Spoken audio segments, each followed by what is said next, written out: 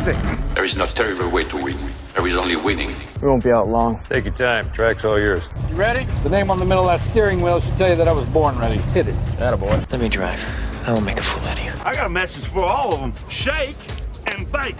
What does that do? Does that blow your mind? That just happened. These cars, you sit in a box, a coffin, gasoline all around you. It isn't like it being inside a bomb. It's tough enough being a girl on the track. Living in my dad's shadow doesn't help much. You have to be kind to the car. You feel the poor thing groaning underneath you. No race was ever won in the first corner. I'm gonna give you an engine, low to the ground, extra big oil pan will cut the wind from underneath you. That'll give you 30 to 40 more horsepower. Every one of us has to find a reason to do this. You do it because you're driven. Brakes are warm. Tires are warm. I'll work in the cars and I'll drive and I'll eat and sleep and I'll work in the cars and I'll drive. Damn fast, and when he runs so close together, it requires fantastic concentration and rather special skills. I was beginning to think I'd never be anything more than a piston-happy lead-foot punk. Then this starts to happen. If you're going to push a piece of machinery to the limit and expect it to hold together, you have to have some sense of where that limit is. Besides, the best drivers don't dwell on the future or the past.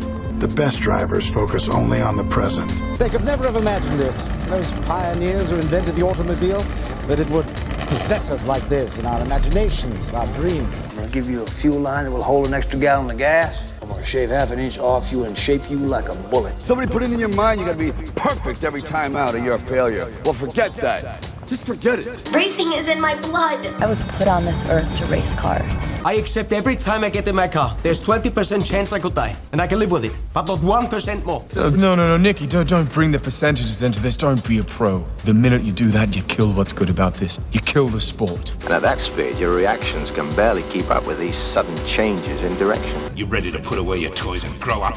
You want me to work the pit and you drive? Fine, we'll try that. The car's a living, breathing thing, and she's alive. If any of us imagined, really imagined, what it would be like to go into a tree at 150 miles an hour, we would probably never get into the cars at all. None of us. Are you ready to become a real race car driver? I am just as good as anybody out there on that track, and I don't need anybody to win my races for me. I wish my daddy were alive to see this, to feel this. And when we get you primed, painted, and weighed, you'll be ready to go out on that racetrack. You hear me? You're gonna be perfect. You don't understand what happens, do you? They make 10,000 cars, they make them exactly the same way, and one or two of them turn out to be something special. Nobody knows why. When I won it was probably the last time I ever felt pure victory. So it has always seemed to me that to do something very dangerous requires a certain absence of imagination. Because I'm quicker than all of you. Soon you will know what it is like to be defeated by the hands of somebody who is truly better than you. The only thing to do here is to drive just as fast as you know how and hope your car doesn't break. And if you no longer go for a gap that exists, you're no longer a racing driver. If you ain't first, you're last. There's 40 other vultures out there who managed to finish the race on their tires. You see Darrell Waltrip using up his tires? There's nothing I can't do with a race car. Oh, hell, isn't that what we're in this for? To stare death in the face and to cheat it? Come on, there's nobility in that. It's like being knights. Sometimes you could swear the whole thing's falling to bits. No pressure, nobody breathing down my back, just driving because I left it pure. On the other hand, I suppose potential problems are in the back of your mind all the time. So in many ways, I feel responsible for what happened. And You were, but trust me, watching you win those races while I was fighting for my life, you were equally responsible for getting me back in the car. You're so lucky. You sit there all closed in by machinery and bolts, precise things. There's hardly any room for you. It must be a nice, safe feeling. You gotta learn to trust something. Might just as well be the seat of your pants. A lot of people go through life doing things badly. Racing is important to men who do it well. When you're racing, it's life. Anything that happens before or after, it's just waiting. Well, we can drive. We can drive beyond the limits of the tires, the engine, the car, anything else. look out there is the perfect lap. No mistakes, every gear change, every corner, perfect. You see it. I just hope when you do, that I'm there to see it. Ask any racer, any real racer. It don't matter if you win by an inch or a mile. Winning's winning. But it isn't just business, is it? What we do. It's passion, love, which is why we are prepared to risk our lives for it. Racing. That's the name of the game, isn't it? Win or lose, put up or shut up. Why does everybody keep telling me what my problem is? That you get so emotional. You would never, ever say that to a guy. If you don't leave your feelings off the track, you're never going to get what you want. I'm a race driver, and I can win it on my own! Please let me race. Fine. Then let's race.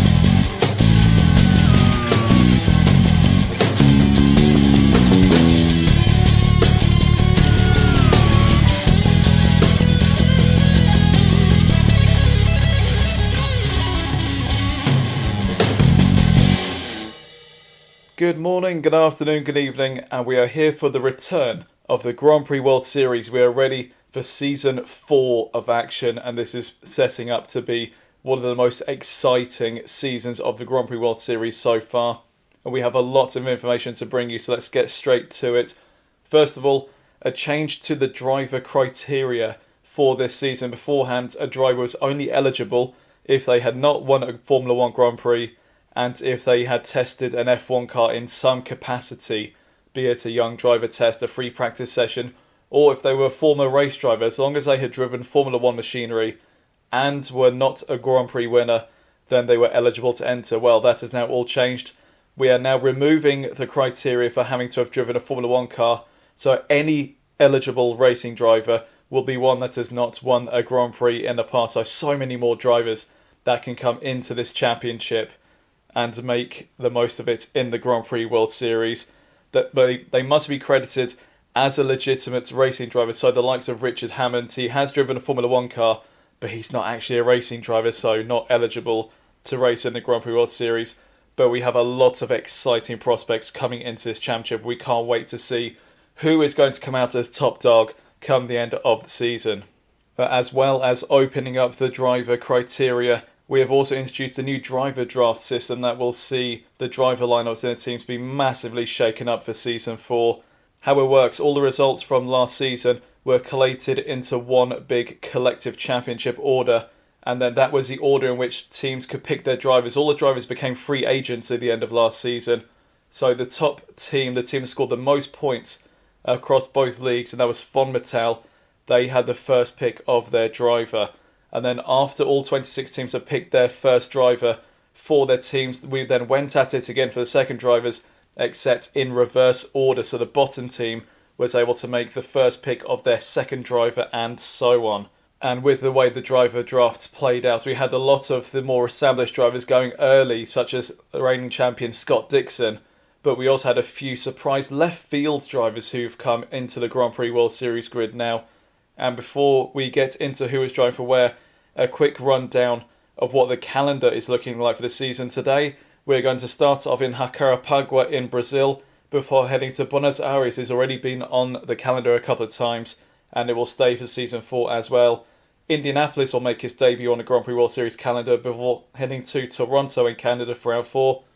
The European season will kick off in Montjuic Park in Spain before heading to the fan-created Dijon-Bourgogne in France. Mugello in Italy will be the 7th round ahead of the Nürburgring in Germany, and after that round there will be a mid-season test where the reserve drivers and some new drivers can have a go in the cars as well. Istanbul in Turkey will be round 9 ahead of Pärnu in Estonia, a new addition, as well as Anderstorp in Sweden. Zhuhai in China will be the 12th round before Autopolis in Japan, and then rounding out the season will be Yongang, Sepang, 2 races that have already been on the calendar, and Surfers Paradise in Australia will see out the season before the second running of the Grand Prix World Series Macau Grand Prix. The first winner was Marcus Ericsson. Will he be able to defend his Macau crown, or will we have a second winner in 2 seasons? So we've already had how the driver draft works. We've had what the calendar is going to look like for this season. Now let's get on to who is driving where. And as we're going to be starting off with the League 2 race today, we will take you through the League 2 drivers first. And the top team to start the season is Dome with the number 1 and the number 2, the top returning team from last season. They have taken on the services of Nick Cassidy and Ritomo Miyata, 2 champions in Japan, now racing for the Japanese team. and this has to be one of the favourites already. The quality of their driver lineup is already getting some team managers a bit worried as to how well they're going to run this season. Ren Sato will be the reserve driver for David Yunt's team, and this will be one to watch as we get on with Season 4. Ram Racing once again will be headed up by Ross McGregor, who has taken on Alex Palou and new driver Matt Campbell. A bit of an unexpected choice, but the sports car ace will be making his debut in the Grand Prix World Series with Jack Doohan in reserve for Ross McGregor's team. Another potential championship contender here, especially with a two-time IndyCar champion Alex Palou there. Put in some giant-killing performances last season with AGS. What can he do with a potentially front-running car this season? We'll have to see how Ross McGregor manages his team throughout the season. Zach Speed, once again headed up by Mike Smith, has taken on Stoffel Vandoorne, who sat out the second half of last season, having been replaced at Simtech by Oliver Behrman, and he will be joined by Zane Maloney in the number 6, another rookie, joining the grid with Victor Martins in reserve for the Zach Speed team. Scuderia Coloni has Kimi Antonelli and Kush Maini as the race drivers, and Lewis Bassendale might have to really be thinking about potential driver options here, because in the real life world of Formula 1, Kimi Antonelli rumoured to maybe even be joining the grid as soon as mid-season. So should that be the case that Antonelli joins Formula 1, he will no longer be eligible for the Grand Prix World Series. So something for Bassendale to think about there. But Alicia Pemalski, the female British driver, is ready and waiting in reserve should Antonelli become unavailable. Chris Hosey will once again head up the LaRousse team, taking on Matteo Caroli and Abby Pulling, one of our many female drivers on the grid this season.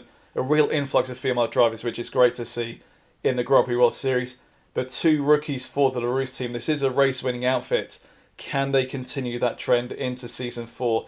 Theo Overhouse is in reserve for LaRousse. Will his services be required at any point in the season? We will wait and see. The Dams team is with Phil Kinch once again, who will be making his first full season with this team.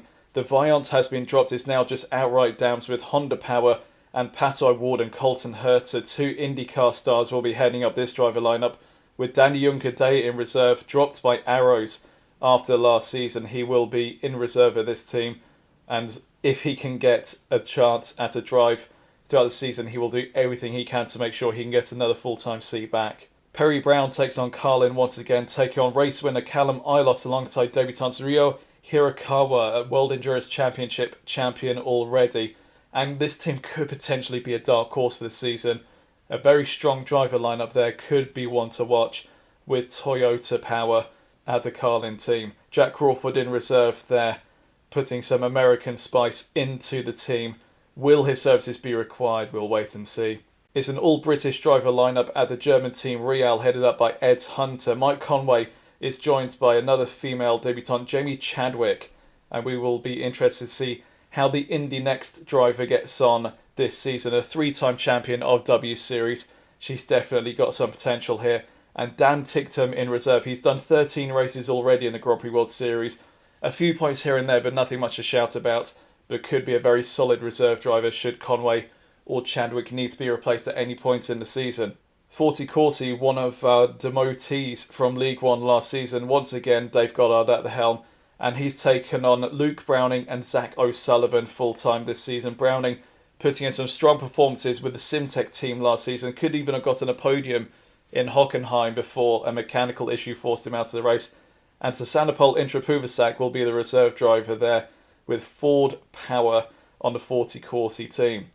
Surtees, one of our new teams on the grid, headed up by Jake Santon, has taken on an all-female driver lineup in Jess Hawkins, Sarah Moore and Dorian Pan, the reserve driver for this team here.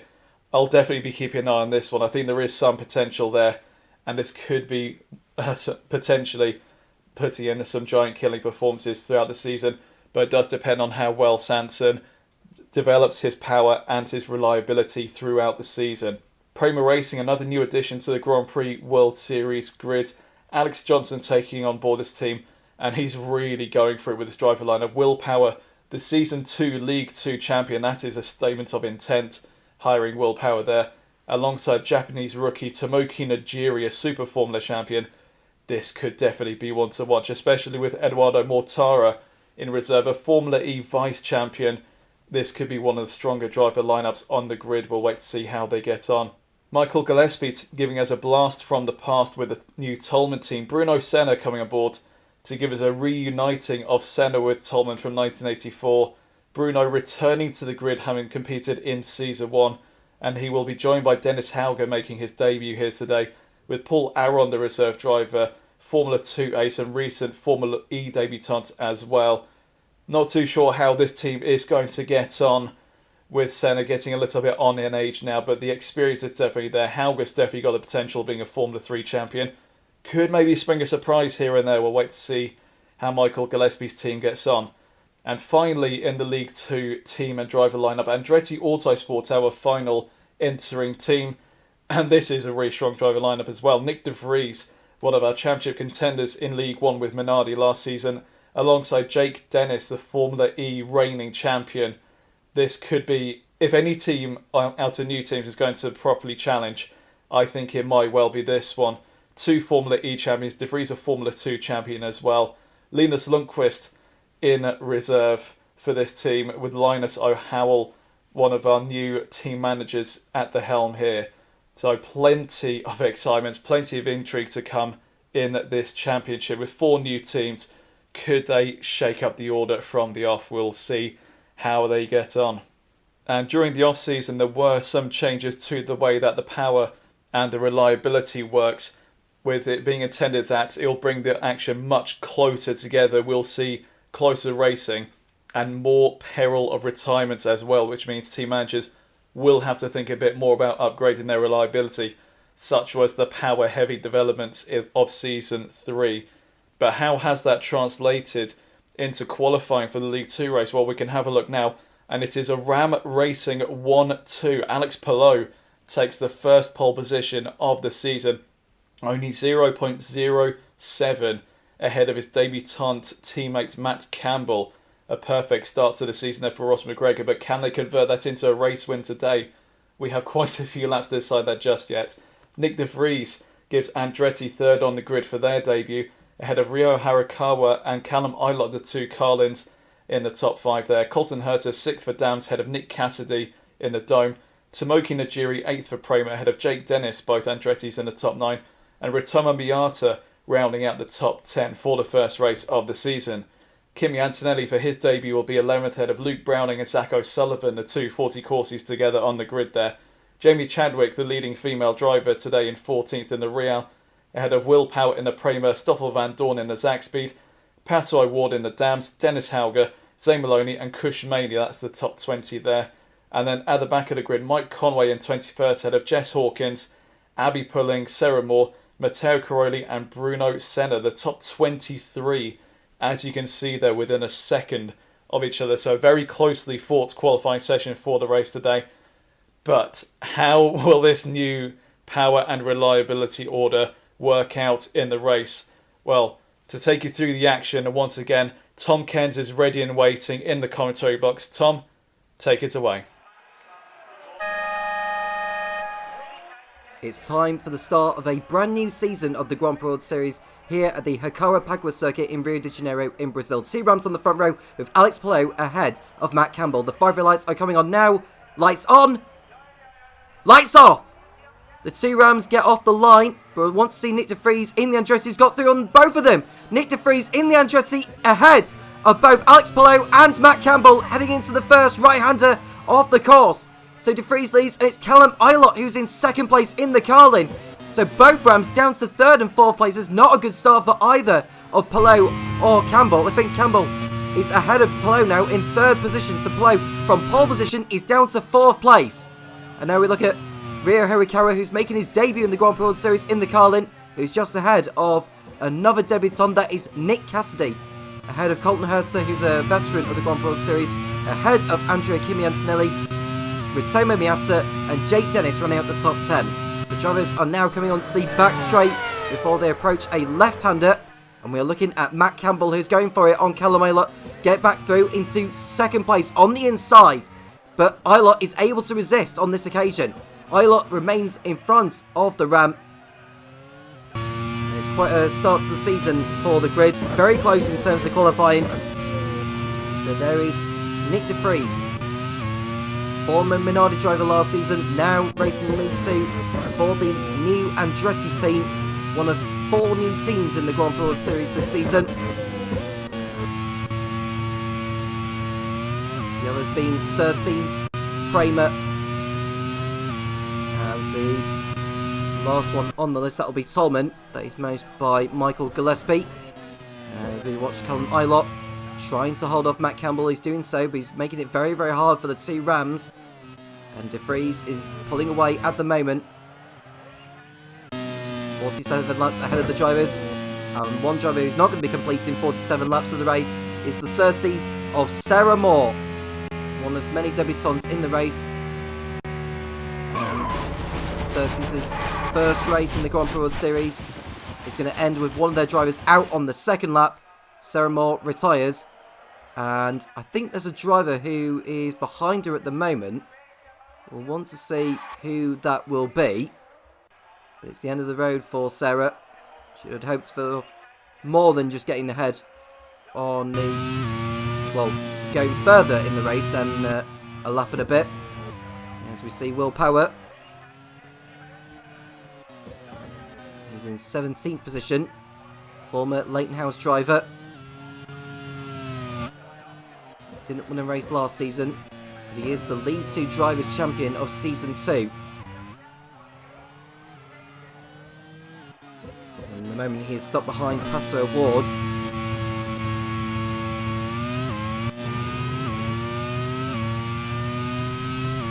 So Will Power racing for Prema this season alongside Tomoki Najiri. And then we look at Antonelli, who is under threat from the dome of Ritomo Miata, who dies to the inside of the Italian. And that's a position gain there for the Formula 2 driver of this season. Super Formula champion last year. De Vries already 2 seconds clear of the pack. And we'll be hoping to go further on and clinch his first win of the season in Andretti's first Grand Prix World Series race. And we look at Campbell, who's still trying to get through on Ilott. It's proven to be quite a difficult track to overtake on. Not quite so for... We can see who's making a move there. I think that's Jake Dennis on the inside of Kimi Antonelli, and that's a position gained.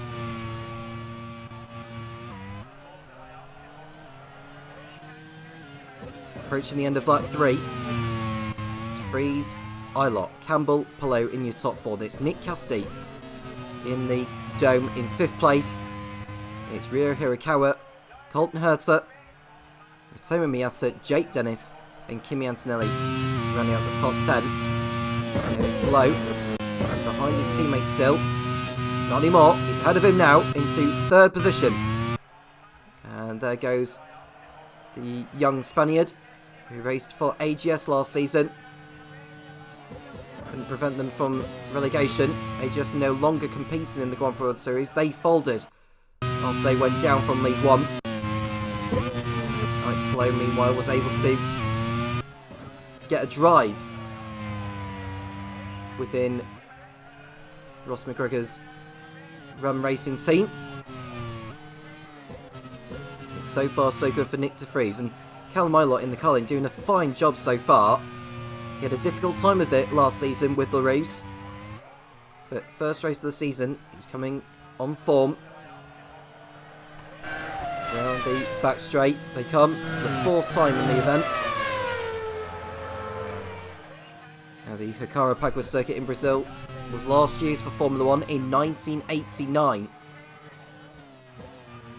It's the venue for the Brazilian Grand Prix for a number of years, until it fell away from the calendar in favour of Interlagos.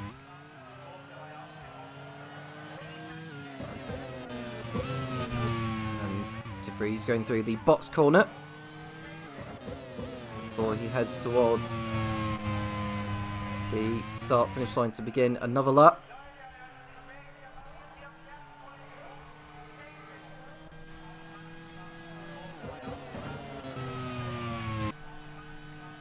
There's Campbell. He lost the position to Palou at this corner on the previous lap. He's not able to get his own back on him and get into second position. So you note that some drivers will be doing the 2-stop, others will be doing the 1. So keep an eye out on who is doing what. Nick de Vries making it look so easy at the moment.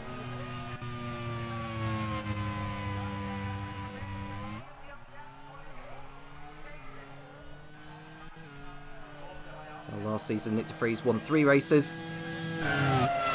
First one coming in Fuji. And the others coming in Brands Hatch and in San Carlos. Tomakina Jiri trying to get through on his compatriot and former Super Formula rival, Tomo Miyata. Vries continuing on his way. 3 seconds clear over Ilott. There's Palou, Campbell and Cassidy. And there is Krishmaini. I think he came into the pits at the end of the first lap with damage. Hence why he was behind Sarah Moore when Moore had pulled off. He's found himself with a lot of work to do on his Grand Prix World Series debut. Kush Maini, who's raced in Formula 2, is the younger brother of Arjun Maini, who also raced in the category not too long ago.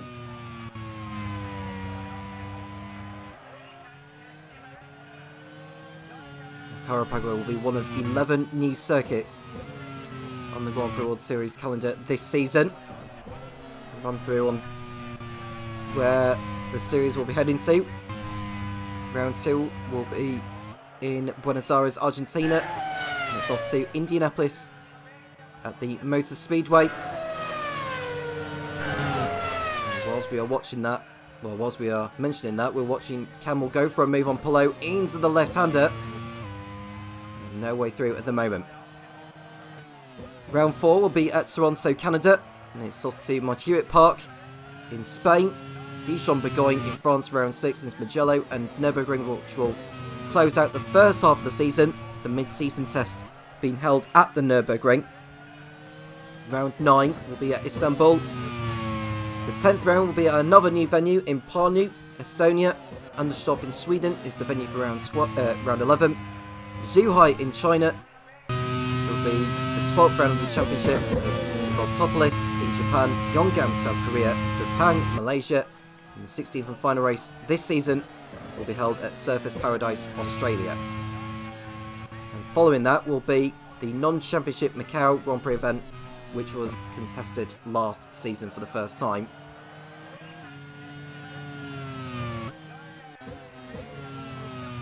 Here's de Vries in the red and black liveried Andretti. You can see Luke Browning racing for 40 this season. Relegated from League 1 in Season 3. Hoping to bounce back this time around. Might be easy with the grid that B2 has.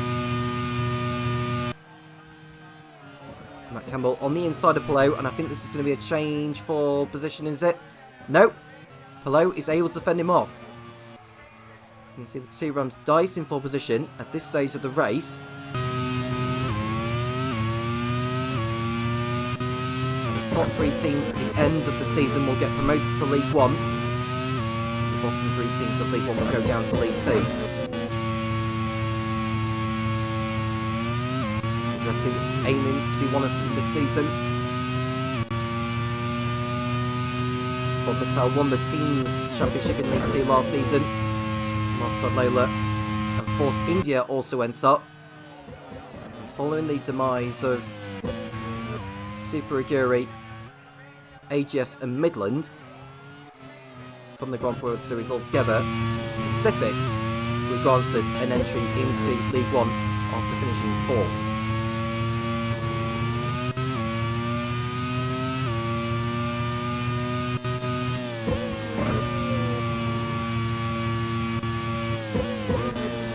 In the lead, Ilott second. It's been the way since the start. Freeze with the fastest lap as well. There's Jamie Chadwick on her debut for the Real team. Going for it on Luke Browning, and that's enough for her to go up into 12th position. Teammate Mike Conway's outside the top 15 as we speak.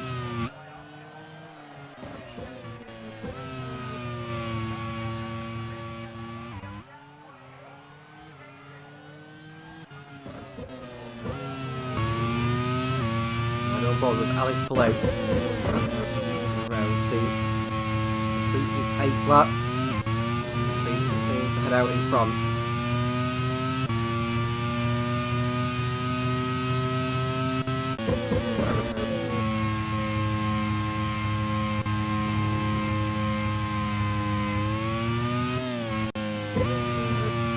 Below is Campbell and Custody.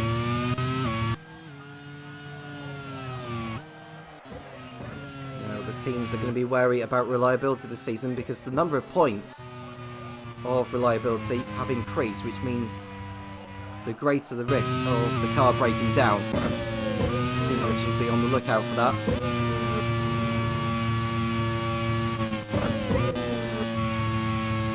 .240s of Browning and O'Sullivan, 13th and 14th.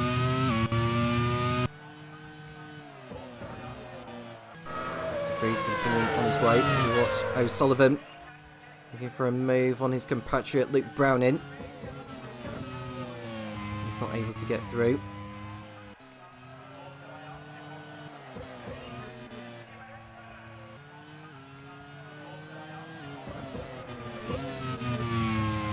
In P2.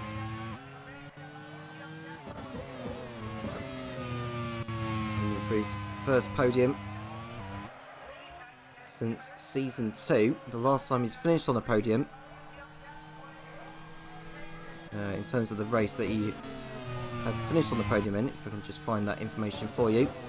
Campbell going for it on Palou again into the first corner, but not able to make it stick. And I think Van Dorn is slowing down at the end of the start-finish straight. His first race back in the Grand Prix World Series, Stoffel Van Dorn's Jacarepagua Grand Prix is going to end pulling him to the side of the track, and that is him out of the race. So not a good start for team manager Mike Smith, who came reasonably close, but not close enough, unfortunately, to be in the realms of promotion. Van Dorn's retirement only makes that job harder, but it is the first race of the season. And we can see a move from Nick Cassidy now on Matt Campbell, and that's enough for him to go up into 4th place for the former Super Formula driver. Next man ahead of him is the other Ram of Alex Palou, and Najiri's got through there on Ryo Hirakawa, who I think is nursing an issue. Otherwise, Najiri wouldn't have got through as easily. And yeah, I think Hirakawa's got a problem in that car, so you'll want to pull into the pit lane to get the problem sorted out.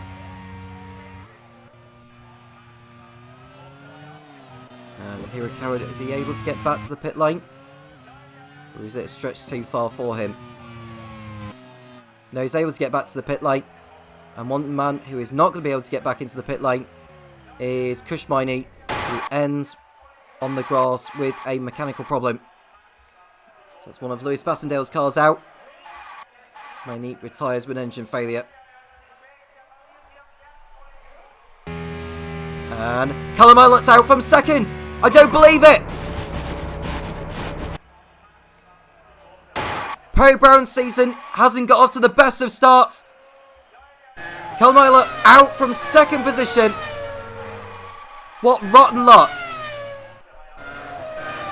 Well, Hirakawa came into the pits with a problem. Now Eilut has pulled off with a problem of his own.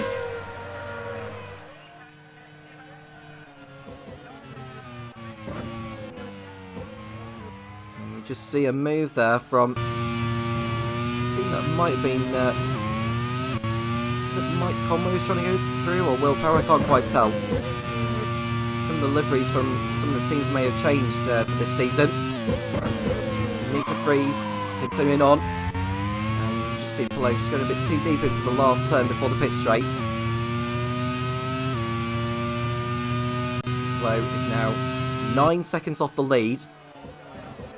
De Vries making it look so easy, but never say never. Anything can happen.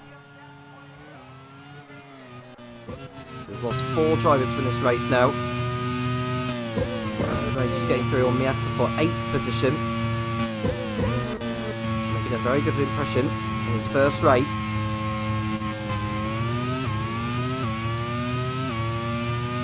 So many debuts after the driver criteria was changed. You used to have to have done at least an F1 test or an official practice session in order to be eligible. Well, not anymore. As long as you are competing or have competed in a professional racing championship of any capacity, you would be eligible to compete in this as long as you are not a full-time Formula 1 driver or a Formula 1 race winner. Now here's Pato O'Ward in 15th position. Now O'Ward, who's racing for the Dams team under their new livery for this season. Phil Kinch in charge of the squad. As we see Nick De Vries continuing on. Andretti in the hands of Linus O'Howell. Be very, very pleased to see how his driver is getting on. And Jamie Chadwick's fight through the field is beginning to really catch a lot of people's eyes, and she has got through on Miata into the first turn to put herself up into 9th place behind Kimi Antonelli.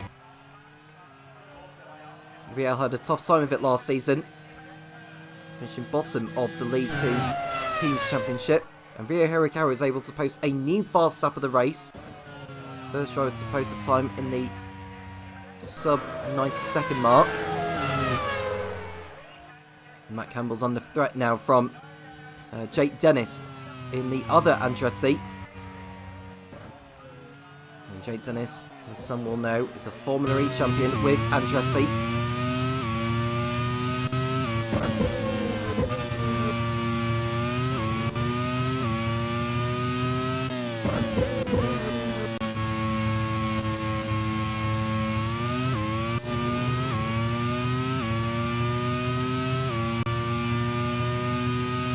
Vries continuing in the lead at the end of lap 13. The gap is over 9 seconds to Alex Palou. Is De Vries doing a 1-stop or is he doing a 2?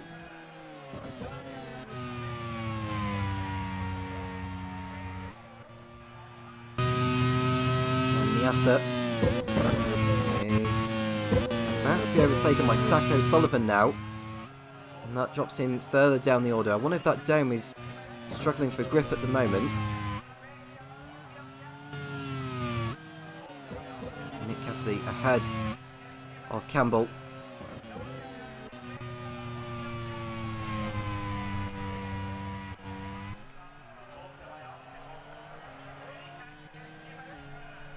Nick Cassidy, the Kiwi, ahead of Matt Campbell. A pair of them absolutely going for it.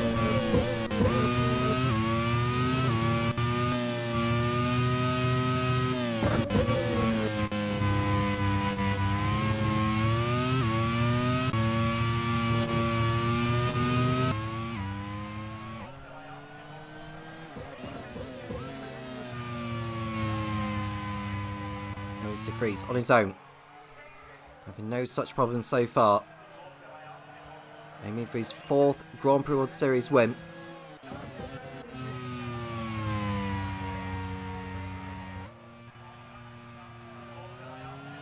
Four drivers out of the race so far. We lost Sarah Moore on the second lap. We also lost Stoff van Dorn, Kush Miney, and Callum Eilott, who was running in second at the time before he pulled out with mechanical gremlins.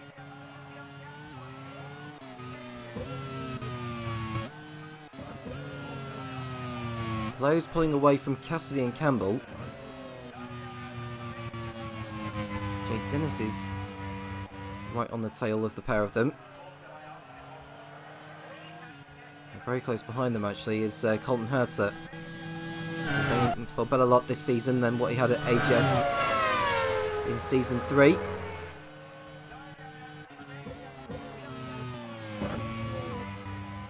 Campbell attempted to go for it on Cassidy, but the move just didn't come off in the end.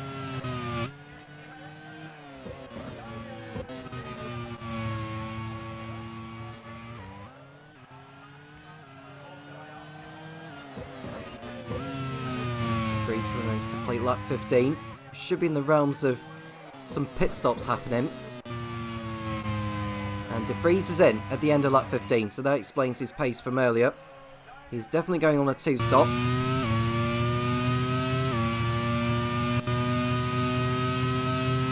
They will lead feed back out. Don't know for certain how much time you need for a pit stop.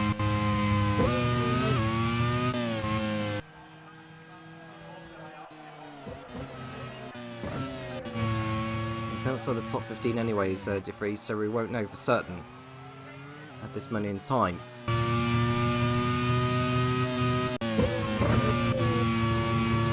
Hello takes over the race lead then. It's Cassidy ahead of Campbell, Dennis, Herter. The jury is not too far off, 6th place.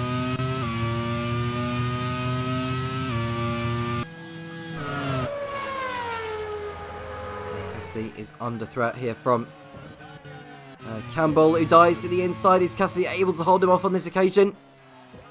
He is, just about. Very well done there to Nick Cassidy, keeping hold of 2nd place. And we see a battle there between Maloney and Hauger. And Caroli and DeFries are just behind these, behind this lot. They are battling for positions, so there's no blue flags involved. Just wonder how long it will take for DeFries to get through on this lot. So if others are doing the 1-stop, then he needs to get through on all of these drivers if he's to have any chance of taking victory today. Nick Cassidy coming into the pits, as is Jake Dennis. Is anyone heading for the pits? Zach O'Sullivan is. 3 drivers in the pits at the end of lap 16. DeFries has got through on Caroli. He's now in 13th.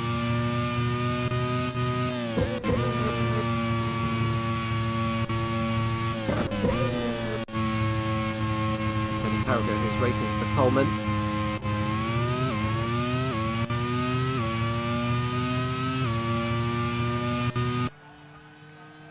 Colton Herter in 3rd place for Dams. Going very, very well in their traditional sort of GP2 series livery. And watching the other Dams of Patrick Ward coming through on the inside of Mike Conway in the Real. And we watch Campbell in P2. Is he doing the 2-stop? Is he doing the 1? He's not coming in at the end of this lap.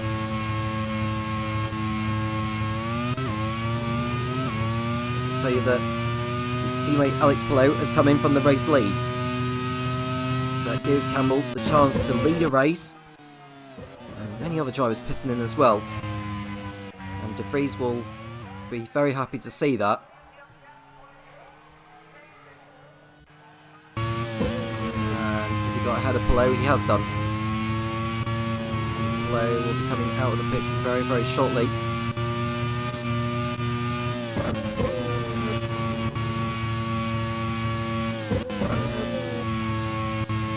In terms of the gap, I think Palou was about 3 seconds clear of Campbell before he came in.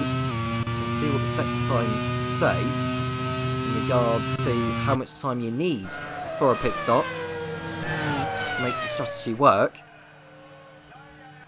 I'd say you need at least 28 seconds.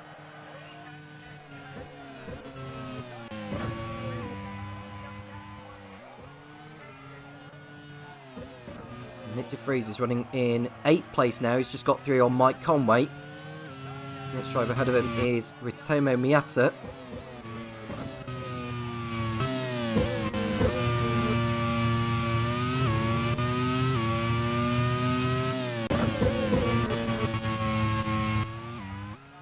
And DeFries going for it again. That's probably too easy of a move there on Miata, who looks to be running an issue. Campbell comes in from the race lead now. Miata heads for the pit lane. Jury and Chadwick are also in. That allows Colton Herter and Kimi Antonelli to go into the lead. And we're watching a battle between Palou and Dennis now. Dennis was nearly able to get through on the Spaniard. And still going at it again.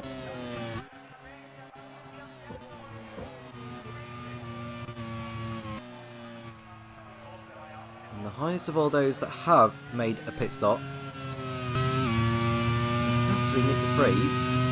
The one driver is now ahead of Alex Palou is Ryo Hirakawa, because he pitted with a problem a few laps before we started seeing these the scheduled pit stops.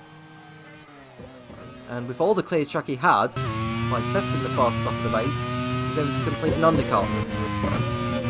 Shot through on Bruno Senna now has Hirakawa, having a very good race so far.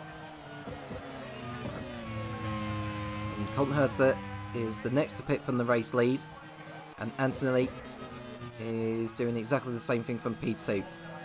DeFries back into the lead then on lap 20, and in second place now of all drivers is Jess Hawkins, in the only Surtees left in the race. She's not pitted yet. I would say by this stage of the race, she's probably going to be trying to do the one stop. I think that's her best chance of salvaging any points for Jake Sanderson's team. Pato Award on the inside of Miata. That's good enough for him to move up into 21st position. Miata down in 22nd and last place now. 4 drivers out. Alan Eilot, Kushmini, Stoffel van Dorn, and Sarah Moore. We are watching the Ram, and I think is that Alex Palou making a move on Bruno Senna? It is. There's nothing to move into 4th position on track. Bruno Senna is the only Brazilian driver running in this League 2 race. He's another one of those going for the one stop. Oh, and that's Jess Hawkins running wide, and she's just allowed the Carlin to go through there of Hirakawa. Now, is there going to be contact? No, I think that's Hawkins just running too far out wide, whilst Hirakawa was getting through. And that's her down 2 positions. Hirakawa into second place, Palou now 3rd. We just saw someone go into the pits whilst all of that was going on. That was Bruno Senna coming in at the end of lap 20.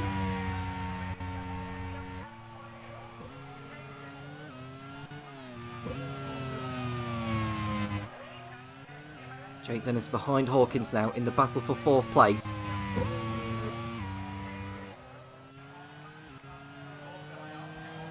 And Dennis not able to get through.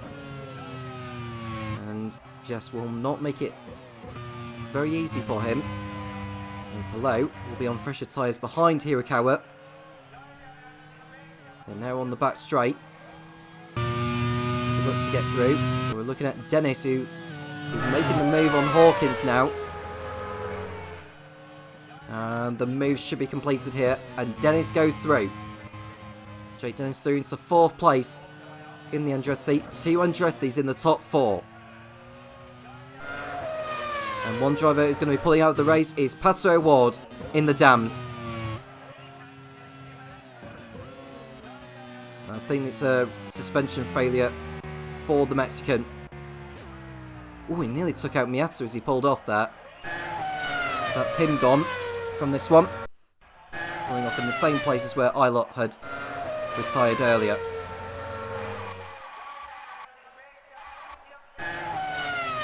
That's the 5th retirement of the race. Approaching the end of lap 21. In fact, we've completed lap 21 now by the race leader. But we're looking at a battle for second as Polo dives to the inside of Hirakawa, and that's enough to go through into second place. A change for position. And Polo needing to make that move stick if he's to have any chance of fighting it out with De Vries in this one. He's went too far out wide though, and is that going to give Hirakawa the position back?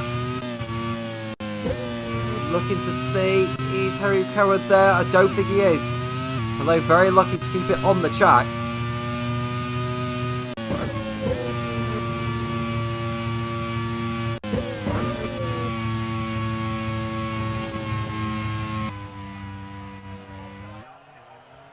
Behind Hirakawa is Dennis. Hawkins ahead of Cassidy.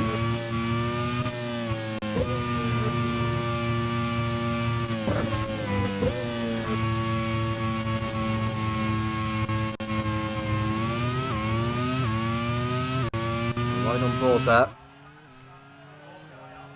Is that Jamie Chadwick who's behind Nigeria? Can't quite tell. Might be the other Real thinking of it. I think that might have been Conway.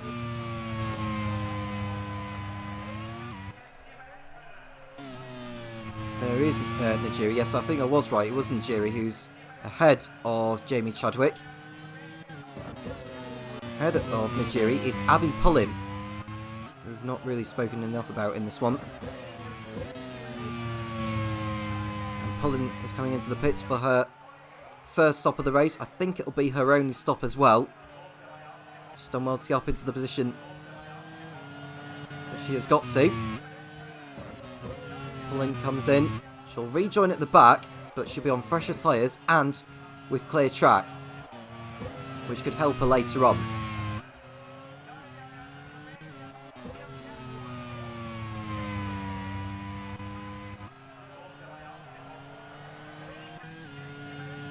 De Vries' lead is 12 seconds.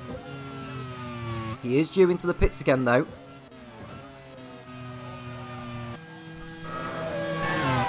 Look at Hirakawa, who's running in 3rd position behind Polo. We just saw a move further back. I think it might have been Matt Campbell trying to go for it on Cassidy, but didn't work.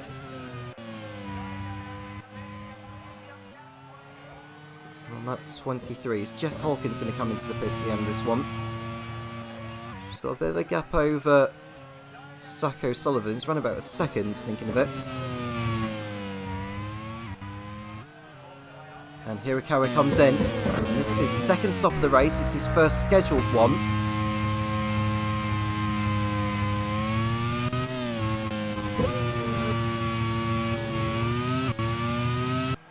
And Jess Hawkins has decided to stay out once again.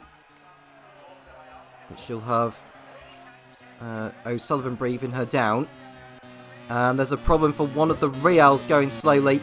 And I think it's Jamie Chadwick, unfortunately. And that's a terrible shame for the Brit. His spirited debut is going to end in retirement for the 3-time W Series champion. And Chadwick retires from the race. Bitter disappointment for team manager Ed Hunter.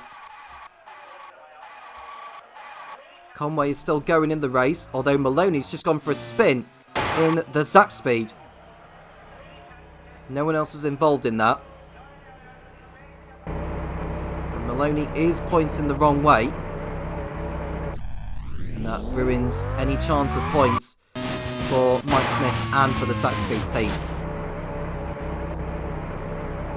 I just want to watch how Maloney rejoins back onto the circuit, because a number of drivers have had to navigate their way around him. He's back on the track now. I'm just waiting for another car to go through. And Maloney rejoins in 20th and last place now, behind Abby Pullen.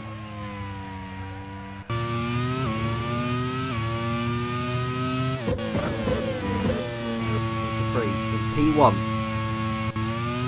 As close second. It's Jake Dennis in third. Matt Campbell in fourth. It's Nick Cassidy in fifth. Jess Hawkins in sixth. Zach O'Sullivan, Tommy Kinajiri, Colton Herter and Will Power in the top 10 at the present moment. Hawkins has decided to come into the pits at the end of lap 24.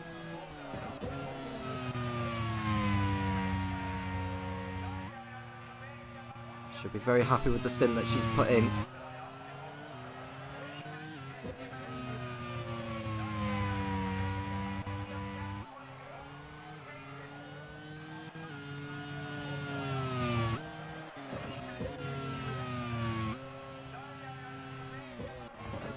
Here is the ramp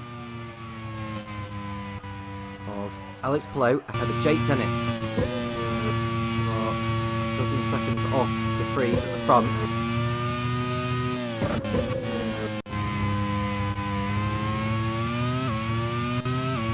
In ninth position now ahead of Will Power.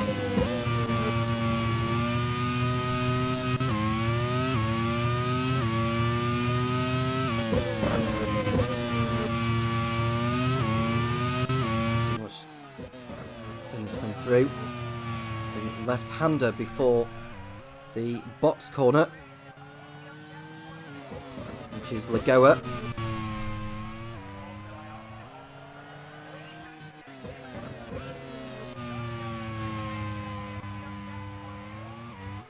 And the last corner of Vitoria.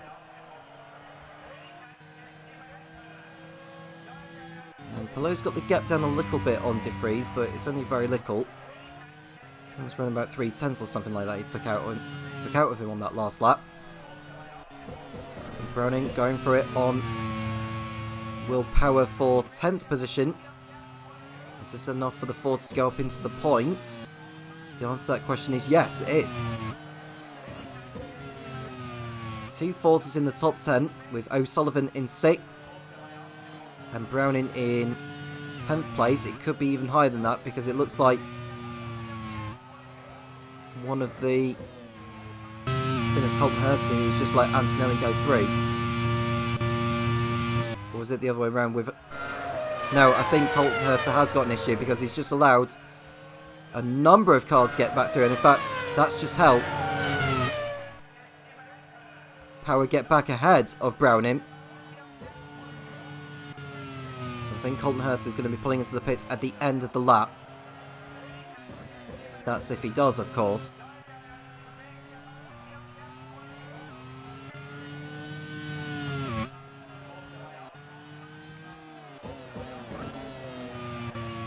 There's Dennis, there is Campbell. There's Cassidy, O'Sullivan and Najiri. Matteo Caroli is behind Mike Conway as Colton Hertz comes into the pits.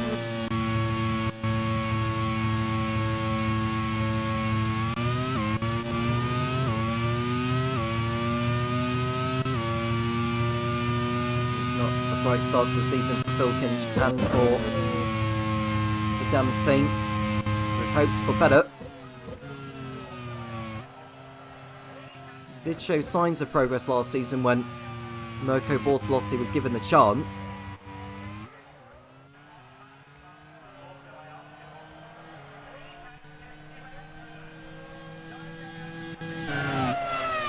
The reserve driver for the Dams team is Danny Yunkandea, former Arrows pilot.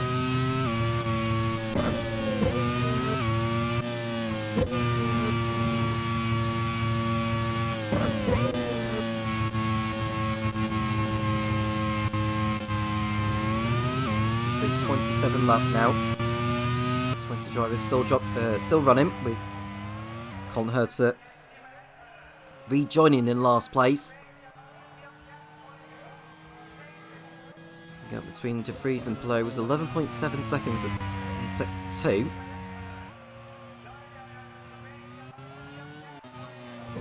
Palou's got it down a tiny bit. De Vries will just be focusing on keeping the car on the circuit between now and the checkered flag. That's all he needs to do. So we've got Andretti, Ram in the top 4. And it's Cassidy's Dome, O'Sullivan's 40. Giri's Pramer. Antonelli's Coloni. Browning's 40. And Power's Pramer. There's a move there from Bruno Senna on Ritomo Miata to change the position there, and that's good enough for Senna to go up into 15th. Now we look at Campbell. Looking to get past. Jake Dennis on the inside. Into the fast, sweeping left-hander. Is Dennis able to hold on? No, he can't hold on there. And Campbell is still up into 3rd place in the Ram. So 2 Rams back in the top 3. With Campbell overtaking Dennis for 3rd position.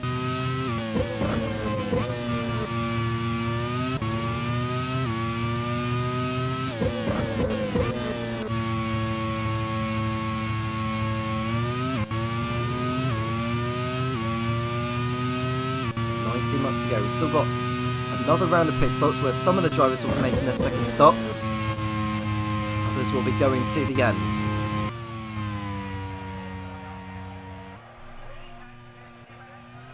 Now, Ryo Hirakawa, the young Japanese driver, part of the McLaren setup,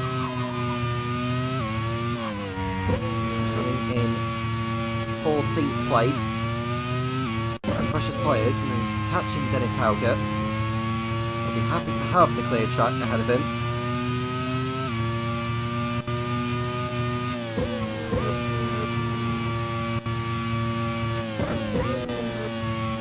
Brynilsson is in front as well of Jess Hawkins. He's aiming for points too. Now we look at Zach O'Sullivan behind Tommy Kinajiri.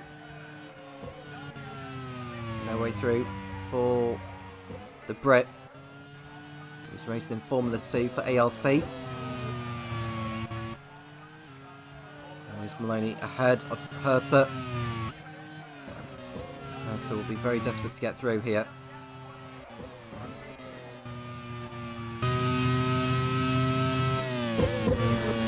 De Vries begins another lap.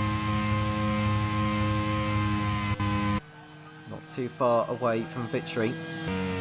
And one driver is going to be pulling out of the race. It's his teammate Jake Dennis. On fire, on the pit straight. And that's going to give team manager Linus O'Howell quite a worry here. He's got to hope that the same doesn't strike his teammate Nick De Vries. He retires from 4th place after being in the top 3 for so long. That allows Nick Cassidy, Tommy Kinajiri and Zach O'Sullivan to move up positions.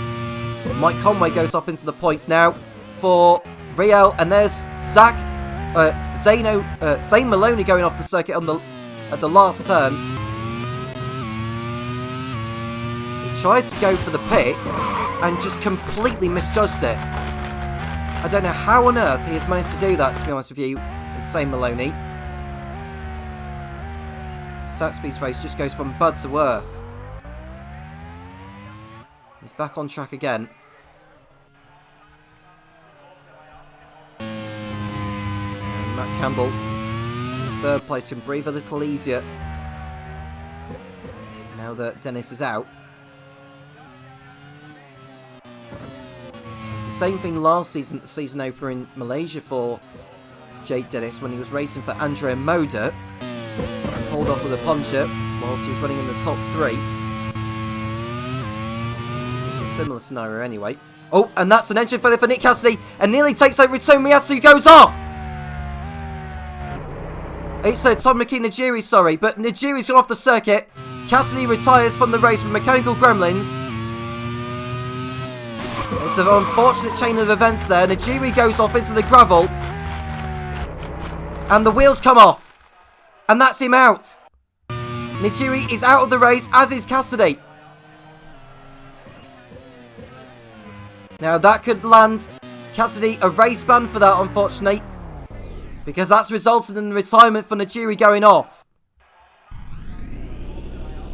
So there'll be some words between David Johnson and Alex Johnson, that's for sure. Nick Cassidy is out of the race, as is Tomoki Najiri. And the stewards will have their verdict on the matter as well. 2 more drivers out of the race then, towards the top end of the field.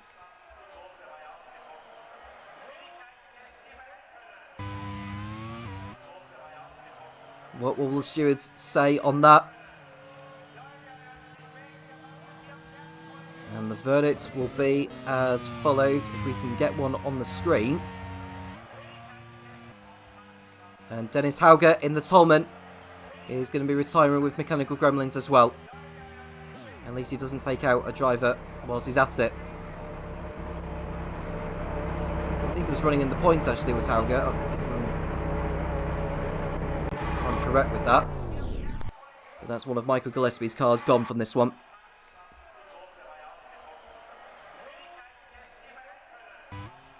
Now, we didn't quite see what the verdict was with Cassidy and Najiri, because it looked like Cassidy moved across on Najiri whilst he was trying to pull off. We'll find out on the classification later. Matt Campbell comes into the pits for the 2nd time in this race from 3rd place, as is Zach O'Sullivan in 4th. As is Kimi Antonelli, who was running in 6th. So that allows Luke Browning to go up into 3rd place. Mike Conway also comes in, as does Matteo Caroli.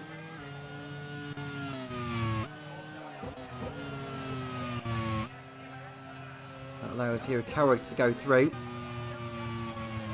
Bruno Senna goes through as well.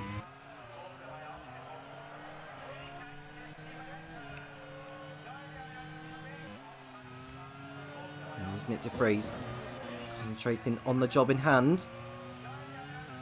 The gap has come down slightly to 11 seconds. Won't have any back markers to worry about. As we speak, he's due in again for another stop. Here's the Dutchman, who was part of the Toyota Gazoo racing team that won the 6 Hours of Imola recently.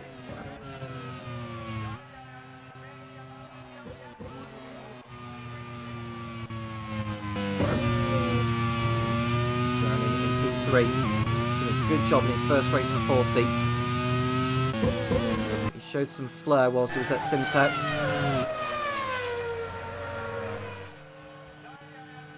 So de Vries is in from the race lead. Hello goes through for now. Is Browning going to go through? He should be able to. No, I think de Vries is going in front of Browning. So that the timing of the pit stop has paid dividends for de Vries, because now he can go for an attempt to get the fastest up the race. He is up for that.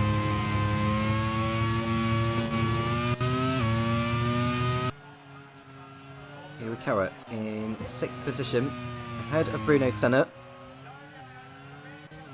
Sako Sullivan. Mitomo Miyato is 9th. And Kimi Antonelli,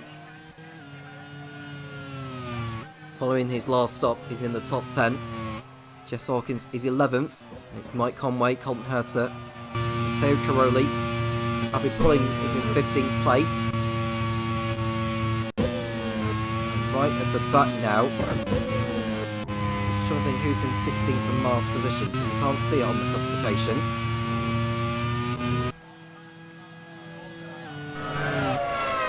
And there's an engine problem ahead of O'Sullivan, and Bruno Senna has got his home crowd falling to their knees to see their beloved hero carrying the name of his uncle, his late uncle, and he's going to be pulling out of the race with an engine problem. And Luke Browning comes into the pits from 3rd position, and in fact the Brazilian fans are going to have a huge sigh of relief here, because Bruno Senna is going to be able to get back into the race now that he's just come into the pits.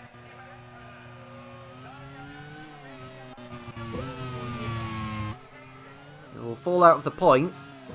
At least he'll make it to the checkered flag once he comes back out.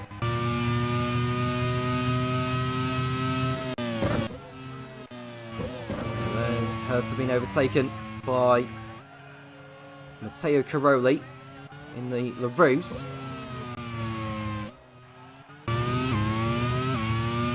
Shane Maloney, who's the other driver left in the race. He's ahead of Bruno Senna now. After Bruno Senna came into the pits with the problem. 14 laps to go. Alex Palou currently leads. He is due into the pits again before this race is over, I think.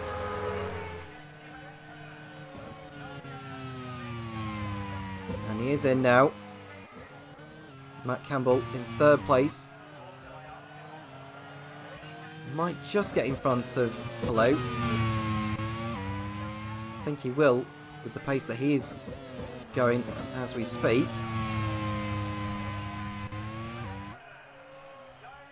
He's coming down the pit straight now. Where is Palou? Is he leaving the pits? He is leaving the pits. And he just gets out in front of his teammate. That was very, very close. But both of the Rams are in second and third places. Looking very good for a very strong result, but it's not going to be the race win as it stands. That's heading in the way of Andretti in the maiden appearance of the Grand Prix World Series. Another driver heading into the pits is Matteo Caroli in the LaRousse from 14th position, and he'll fall behind Shane Maloney and Bruno Senna. In fact, Maloney is coming in as well. And Campbell wants second place from Palou, whilst Palou's tyres are gathering temperature. He's not able to go through on this occasion.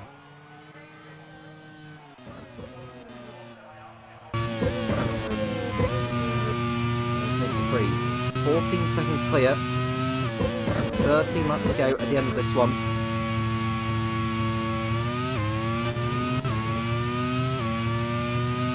Race so far for Andretti, but we did see Jake Dennis go out not too long ago with mechanical gremlins.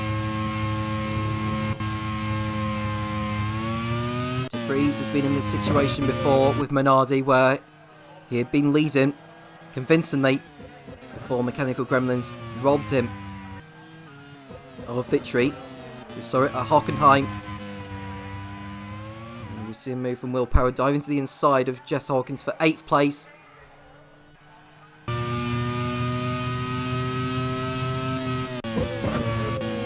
Conway has just been overtaken by Luke Browning now. Browning up into the points.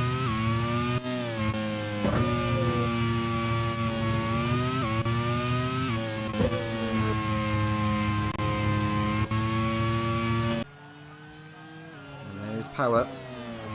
Trying to get through on Ritomo Miata.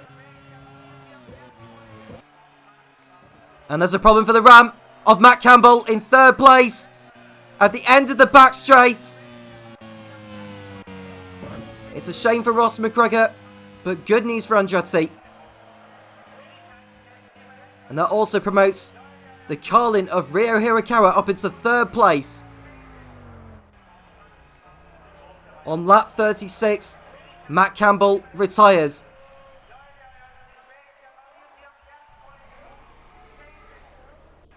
So there's one Andretti and one Ram left in the race now. Brake issues sidelining the Australian. Alex Palou just posted a new fast lap of the race, 129.9. And Zach O'Sullivan going for it on Ryo Hirakawa. I know Sullivan's race is going from strength to strength. 40 could be on course for their maiden podium in the Grand Prix World Series. Dave Goddard will be chuffed with that.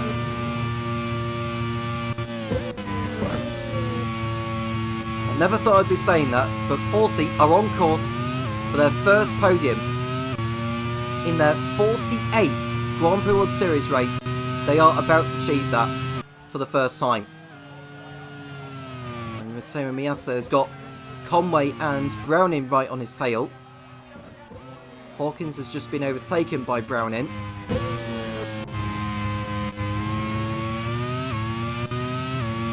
Hawkins doing her best to stay in the points, but it won't be easy from there. So probably have to hope for a few more drivers to drop out of this before the checkered flag. Conway on the inside of Miata, but he's not able to make the move stick.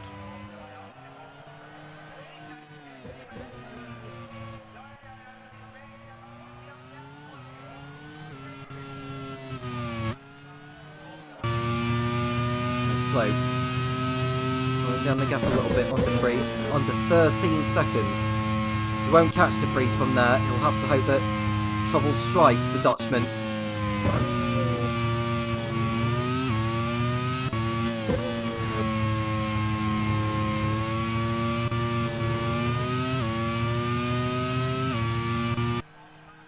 And Conway behind Miata. Not anymore. He's through into 7th position. Conway carrying the form of what he had at the season finale in Laguna Seca last season. He's through into P7. Nicely done by him.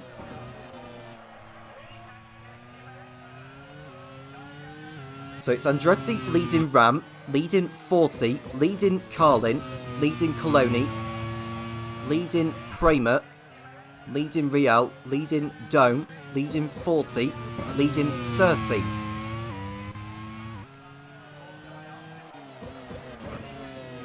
I think that's 9 different teams in the top 10 places.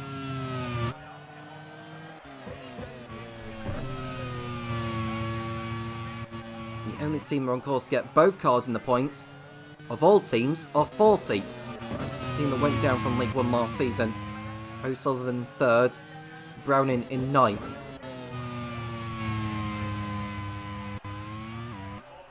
Got 9 laps left in this race.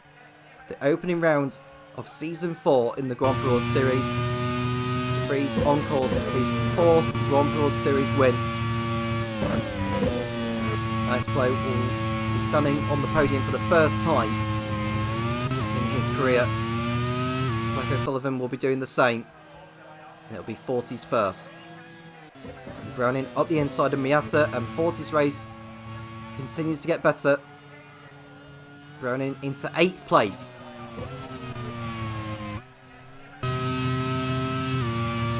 "15 drivers left in the race, 11 are out.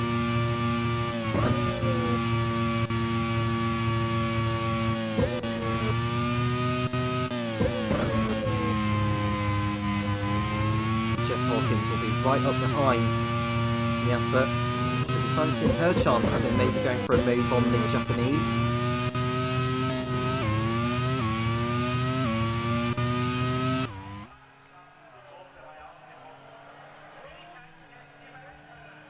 Well, there he is, De Vries coming through to complete another lap. 8 to go for him.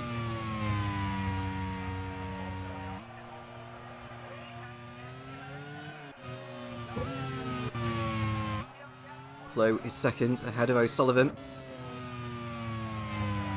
O'Sullivan's 12 seconds behind the Spaniard. Ryo Hirakawa in 4th place for Carlin. That will be a great result for them. I think that'll be their best result in the Grand Prix World Series. The highest they had accomplished before the race was a 7th place finish, was it? No, it was 6th. A 6th place finish in Istanbul.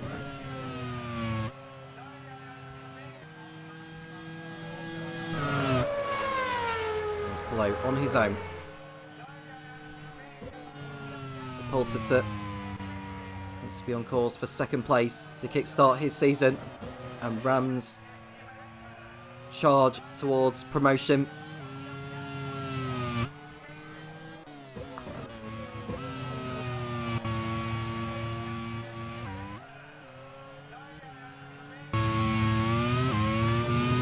Powers in 6th place ahead of Conway. We're looking at Jess Hawkins going for it on Ritomo Miata.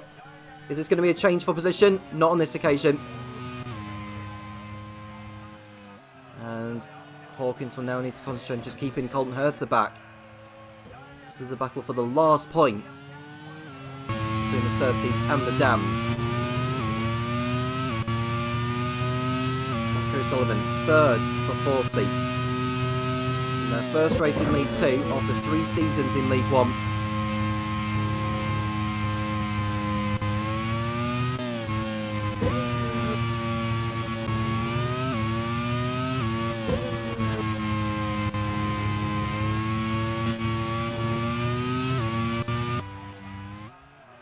Andretti on course to get 25 championship points.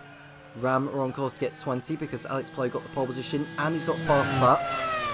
Let's go with the second place that Palou is hypothetically going to achieve. And with O'Sullivan in third and Brown in eighth, that will give Forty 19 championship points, which would leave them third in the team's championship after the first race of the campaign. And they'll have achieved more points in the first race this season than they had done in the entirety of Season 3. Who'd have thought of that? Herta's got through on Hawkins for your information, and now he's looking to get through on Miata as well, and he's got through as Herta into 9th position.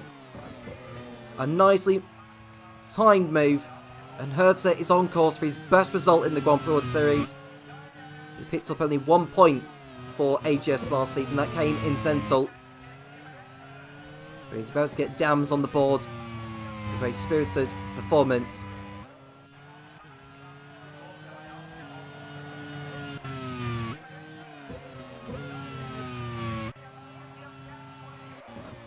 Nice blow. Can't do anything about to freeze ahead.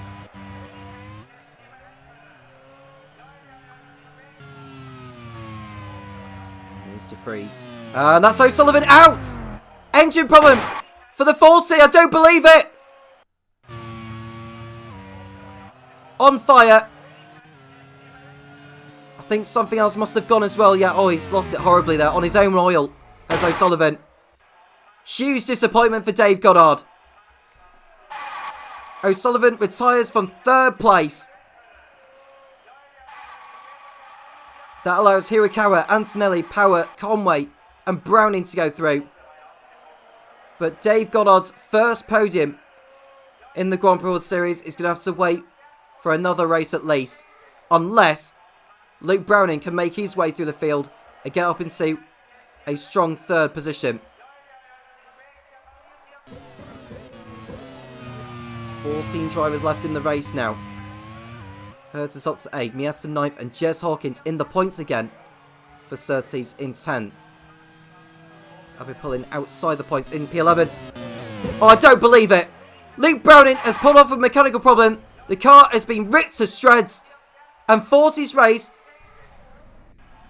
has ended up with both cars off the track and will achieve no points. Unbelievable luck. What must he be thinking?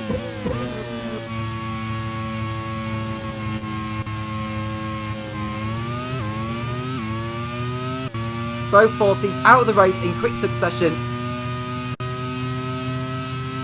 Herta goes up another position, as does Miata. Hawkins now 9th. And Abby Pullen in the top 10. 2 female drivers are going to be in the points at the end of the race as it stands.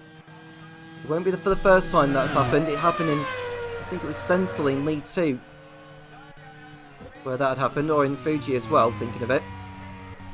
Because Susie Wolf and Tatiana Calderon finishing the points in both of those races. So we have to go back to the Fuji Grand Prix, the League 2 Fuji Grand Prix, where we had 2 female drivers finishing in the points. We are down to 13.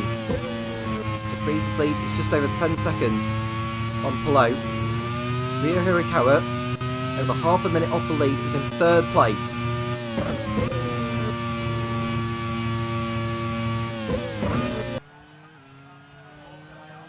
Nice Palou in 2nd position.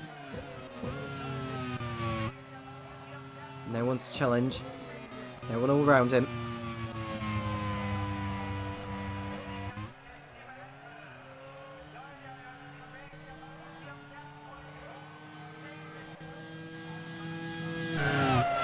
Watkins is in 9th, on course for points on debut, as is Abby Pullen.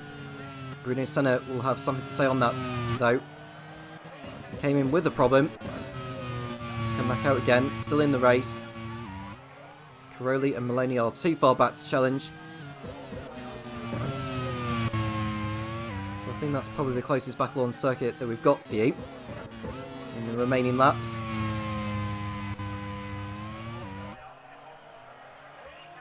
And Senna is 8/10 behind Pullen.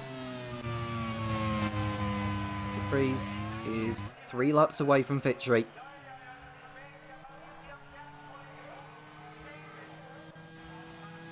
It's just come down to reliability here. We've seen a lot of drivers pull out of this. Half of the field have retired. The race is not done yet.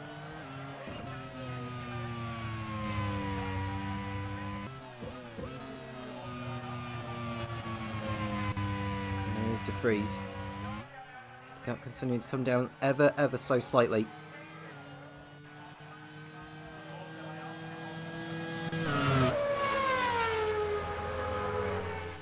Down the back straight, you can just see Palou right in the background, closing the gap.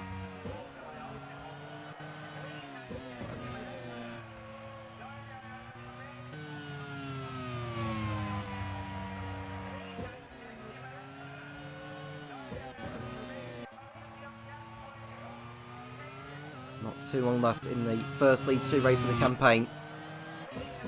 So it's been a brilliant performance from Nick De Vries from start to finish. Getting off to a fantastic start, making the jump from 3rd position to leapfrog the Rams.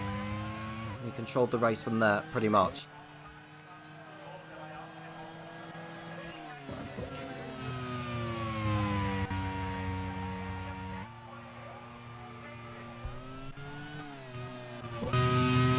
We look at Bruno Senna going for it on Abby Pullen for 10th place. This is for the last point. Up the inside goes Senna. Is Pullen able to hold on here?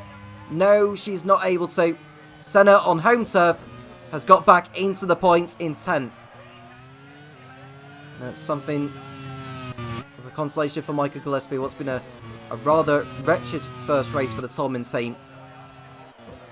Senna is going to grab a point after all.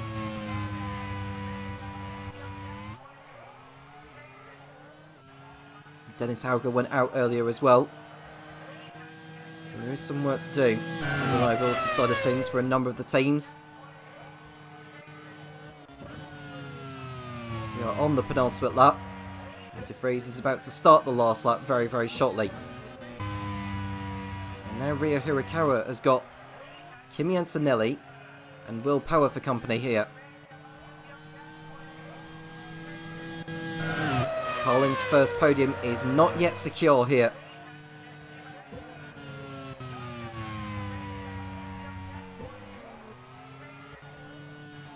Antonelli on course for a 4th place finish on debut. Will Power knows all too well about what it takes to win in this series, both in League 2 and in League 1. Well, Nick De Vries he started the last lap. It's going to be a 4th Grand Prix World Series win for the Dutchman, and the first for Andretti on their debut. And for Linus O'Howell's first race as a team manager in this series, he could not have got off to a better start.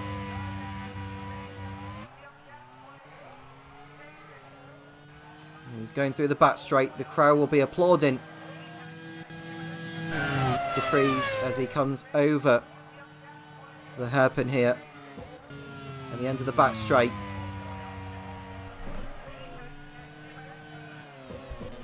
He's going through Girau for the last time. He's got the left-handers of Murat, Lagoa, Box, and the final right-hander of Vittoria to complete the first race of the season. And Andretti are going to be opening their Grand Prix World Series account with the race-winning trophy. Nick De Vries comes through the last corner for the last time. Andretti on their Grand Prix World Series debut are going to celebrate victory. Nick De Vries wins the lead to Jacarepagua Grand Prix. A dominant performance. Alex Palou in second place for Ram. It's the perfect start to the season for Andretti, and it's a fine way to kickstart Ram's season as well with a podium finish. Alex Palou on the podium for the first time. And it's going to be a first podium for Ryo Hirakawa on debut. And it's Carlin's first podium in the Grand Prix World Series. And team manager Perry Brown will be delighted to see his driver on the third place step on the podium. Ryo Hirakawa on debut makes it to the top 3. Antonelli 4th, Will Power in 5th for Prema. And it's Mike Conway in 6th, ahead of Colton Herta for Dams in 7th place. That's his best Grand Prix World Series result. Ritomo Miata is 8th in his first race. Jess Hawkins for Surtees in 9th. Bruno Senna holds off Abby Pulling for the last point in the Tolman in 10th place. Matteo Caroli in 12th. And the last driver to finish will be Zane Maloney in the Zack Speed. But there's your winner. It is Nick de Vries in the Andretti in Jacarepagua in lead 2. Alex Palou second, ahead of Ryo Hirakawa. Then it's Kimi Antonelli in 4th for Coloni on debut. Will Power 5th for Prema. Mike Conway 6th in the Real, ahead of Colton Herta, Ritomo Miata, Jess Hawkins, and a brilliant 9th place ahead of Bruno Senna, who takes the last point in the Tolman and over a minute behind after his mechanical problems earlier on. Abby Pulling was 11th, just missing out on the points ahead of her teammate Matteo Caroli, and it's similarly the last of the finishers in 13th place. Luke Browning and Zach O'Sullivan retiring almost at the same time. No points for the 40 team. They came so close to getting a podium. Matt Campbell, Dennis Hauger, Nick Cassidy, Tomoki Najiri, and Jake Dennis, Jamie Chadwick, Patrick Ward, Callum Ilott, Kush Miney, Stoff Van Dorn, and Sarah Moore did not finish. Alex Palou took the points for pole position and for fastest lap. In relation to the incident with Tomoki Najiri and Nick Cassidy, no further action has been taken in relation to that. The first race of the season, and in Andretti's first race, they stand on the top step of the podium with Nick de Vries, carrying on where he had left off with Minardi last season. His 4th Grand Prix World Series win. What is the League 1 race going to produce after all that? Find out very, very shortly. Meanwhile, it's down to Topher Smith to run down on the championship standings after the first race of the season in League 2. Well, it's race number 1 and a win number 1 for Linus O'Howell's Andretti Autosport team. A huge congratulations to Nick de Vries there, taking the first win of the season. And a big congratulations as well to Linus. It's not very often that you get a win on your debut in the Grand Prix World Series, and he could very well challenge for the title now this season. But that is only race 1 out of 16. We still have 15 more rounds to go. Plenty could change. And as you would expect, with it being the first round of the season, the race results have dictated what the driver standings look like at the moment. De Vries on top with 25. Palou took the 18 points, plus the 2 bonus points for pole and fastest lap there as well for 20 points, with Ryo Hirakawa in 3rd ahead of Antonelli, Power, Conway, Herta, Miata, Hawkins and Senna. So that is your top 10 in the driver standings so far. And the more eagle-eyed of you might have seen already that there are 10 teams in the top 10. So when it comes to the order in the team standings, Andretti lead the way ahead of Ram on 20, then Carlin, Scuderia Coloni, Prema Racing, Real, Dams, Dome, Surtees and Tolman. I think that might be the first time ever that we have had 10 teams in the top 10 of a race result. This is fantastically competitive already, and this is setting up to be a really intriguing season of competition. Still a long way to go, still a lot of points to be won, but that was a tremendous way to kick off Season 4 of the Grand Prix World Series. And with the League 2 race now done and dusted, we're going to move on to League 1, the big boys of the Grand Prix World Series. And heading up the drivers and teams for this one is the Minardi outfit. Scott Dixon, the reigning drivers champion, has joined the reigning teams champion. That is the driver and team combination to look out for this season. And Dixon at the Minardi team will be joined by Sebastian Bourdais, 3-time race winner in a Grand Prix World Series. This is going to be a very strong driver lineup and in the hands of Giacomo Pagliaro, looking for his 2nd title this season. Teo Porcher has joined the Minardi team as as the reserve driver, and he will be hoping for his opportunity later on in the season. Von Mittal take on cars 3 and 4 with Marcus Ericsson, the League 2 Drivers' Champion. He'll be joined at the team by Felipe Nasr, who Ewan Gale is giving a go in the seat over Pascal Wehrlein, our League 2 runner-up last season. Maybe a little bit disappointed to be a reserve driver this season, but maybe some teams could potentially look for a loan of him for the season to give him some seat time. We'll see how those driver changes pan out across the course of the season. Von Mittal being powered by Ilmor engines this season, and Ewan Gale, having taken the League 2 drivers and teams titles, will now be looking to do the same in League 1 this season. Scott Woodward enters another season with the Simtech team, this time taking on Kamui Kobayashi, 3-time race winner, alongside Oliver Behrman, who made a good impression in his 2-race stints for Super Aguri last season, and he will now take on a full-time role within the Simtech team, while Enzo Fittipaldi will be the reserve driver for Scott Woodward's team. Our latest Grand Prix World Series race winner, Jose Maria Lopez, keeps his seat at the Manor team and is now being joined by Shane van Gisbergen. Sam Hall's wanted to get him on board for a very long time, but wasn't able to until the driver eligibility was opened up. Now he's able to race. Sam Hall took him as his first pick in a driver draft, and there are a lot of expectations riding on the Kiwi there. Mitch Evans, Formula E star, will be joining the team as a reserve driver and will be ready and waiting to step in should Jose Maria Lopez or Shane van Gisbergen be unavailable to race this season. Is an all-new driver lineup for the Leighton House team, headed up by Chris Cavani. IndyCar superstar Joseph Newgarden is joined by sports car ace Earl Bamber in what could be one of the dark horse driver lineups of the season. Both rookies in the team, but both with a lot of speed, a lot of experience, and a lot of potential to be successful here. Yifei Ye, the Chinese sports car driver, will be joining them as the reserve driver, and we'll see whether he gets his chance later on this season. Arrows, headed up by myself, Topher Smith, will field Oliver Rowland and Felix Rosenqvist, the Swedish driver making his debut here in the Grand Prix World Series. Oliver Rowland, one podium to his name, but a lot of front running while he's had stints at Super Aguri in the past. And Maximilian Günther, Formula E race winner, he will be there in the team as well as the reserve driver. HRT, another team with an all-new driver lineup, 2 rookies in Scott McLaughlin and Alexander Sims, John Monroe, hoping to get some decent results on the board with these 2 highly successful drivers here. And this is one of the more left-field driver choices that we've had during the driver draft. Christopher Bell, NASCAR driver, will be the reserve driver here. I don't think anyone was really expecting a NASCAR driver to be picked, but he is a racing driver, he is eligible, and John Monroe ready and willing to give him a go this season. Could he spring a surprise here this season should he get a go in the seats? That'll be interesting to see later on. Prost, headed up by our commentator Tom Cairns.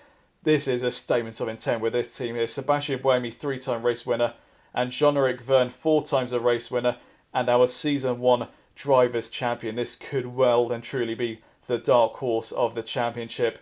A lot of experience, a lot of success there in that driver lineup, with Marco Wittmann still staying with the Prost team but dropped down to the reserve driver role. I think this is one team that we need to look out for this season. Ryan Ferris has given Onyx Grand Prix an all-rookie driver lineup as Liam Lawson and Jules Gounon will make their debuts in the Grand Prix World Series, with Belgian driver Dries van Tor making his first berth as well, but as a reserve driver. He might get a chance later on in the season, depending on whether Lawson and Gounon can behave themselves on track. BAR, headed up by Will Knight, takes on Nicholas Latifi for a second season, and he is joined by the returning Mahavir Raghunathan. This might not seem like the most exciting driver lineup, but Will is going all on power, so reliability of course will be a factor, but with the team going all on power in their pre-season upgrades, they could potentially be up there at the sharp end, depending on how well the drivers can handle the cars. We'll keep an eye on the BAR team there. Mascar Lola, one of our promotees from League 2, the vice champions of League 2, headed up by Marcus Johansson.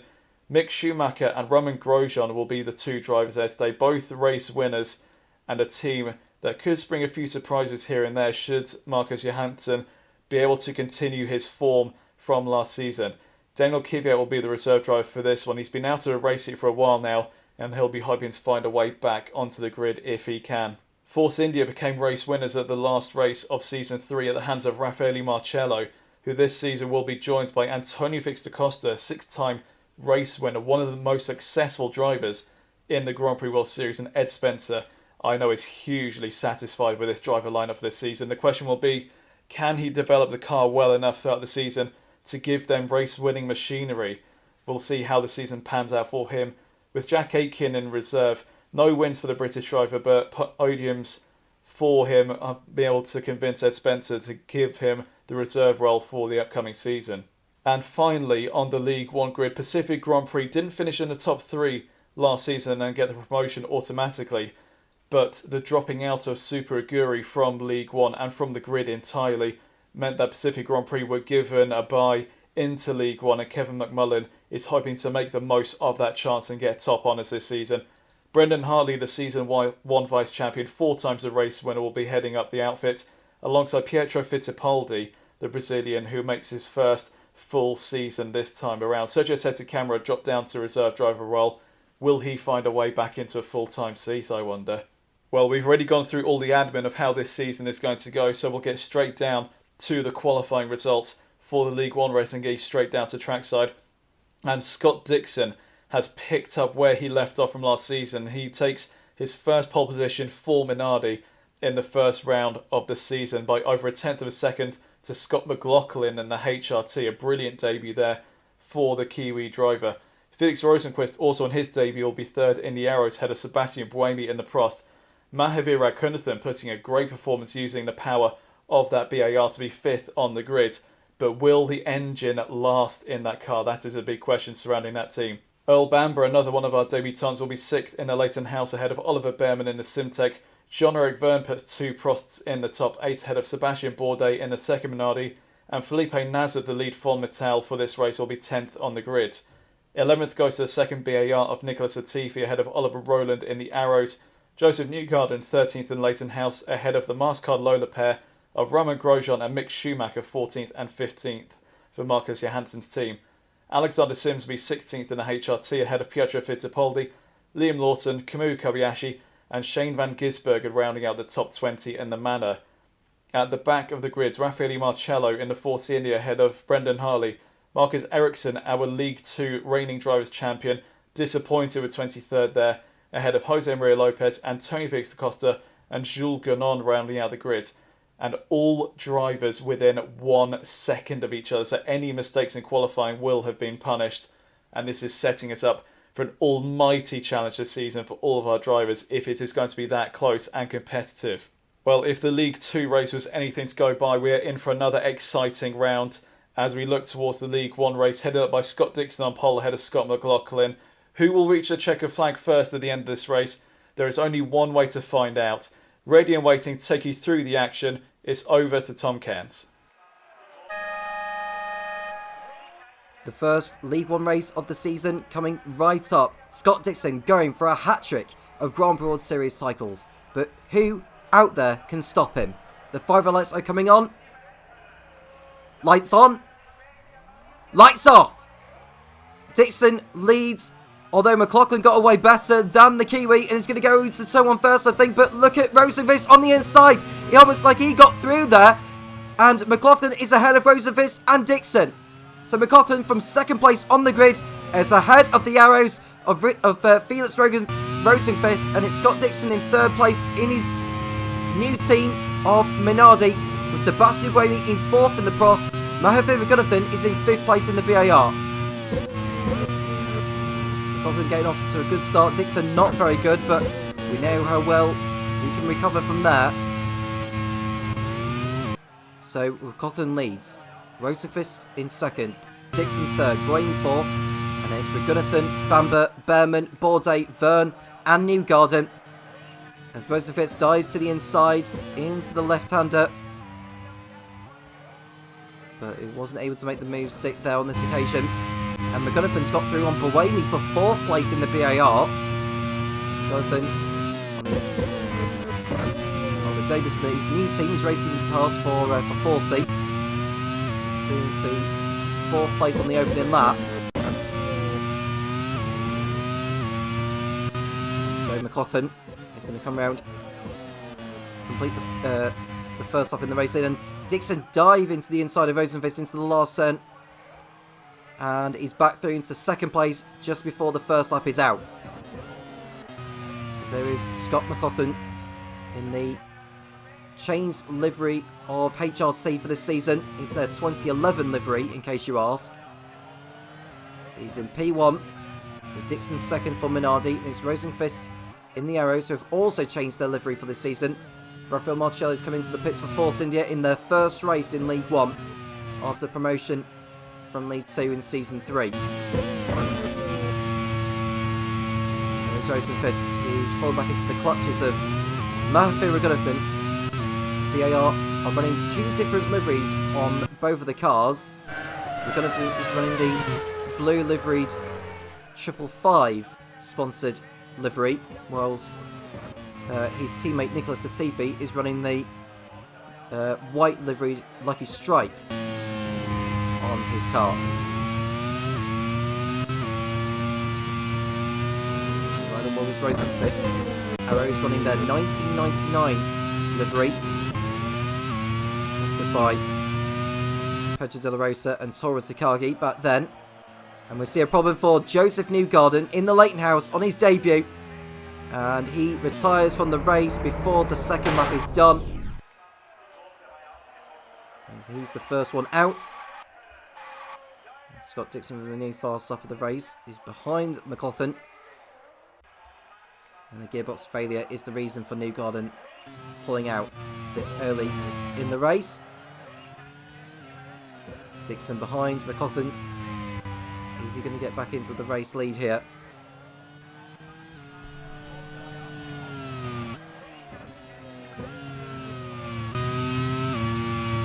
Look at Felipe Nasser in the Fonmetal. Won convincingly lead 2 with the team cycle. Marcus Ericsson taking the Drivers' Championship. And now we look at the battle for the lead. Dixon going for it at Sol on McLaughlin. No way through just yet. And Raghunathan is through on Rosenqvist for third place. BAR, to my understanding, have gone all out on power for the opening few rounds in an attempt to ensure that they get a bag full of points in the first few races, just to give them a buffer between themselves and others in the relegation fight. They staved off relegation last season at the last race.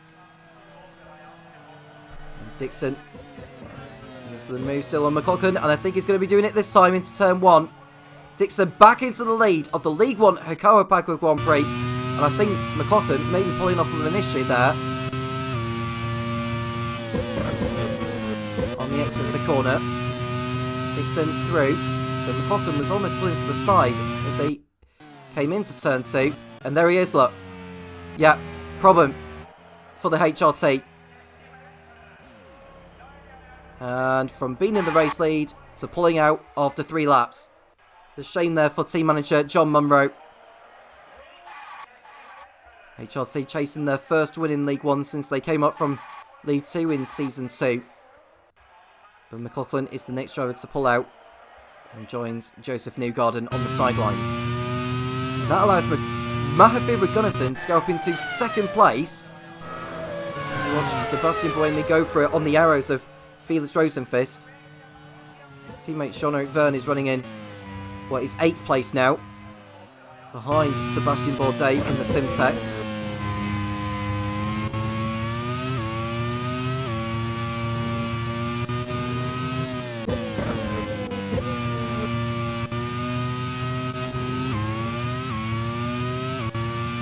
Drivers coming round towards the end of the lap. I think reliability is going to play a huge part here as we look at Jules Gounod, who is another one of those debutants in the Onyx, just ahead of Marcus Ericsson. The only driver behind those two is the man who's just come into the pits at the end of lap 1, which is Rafael Marcello.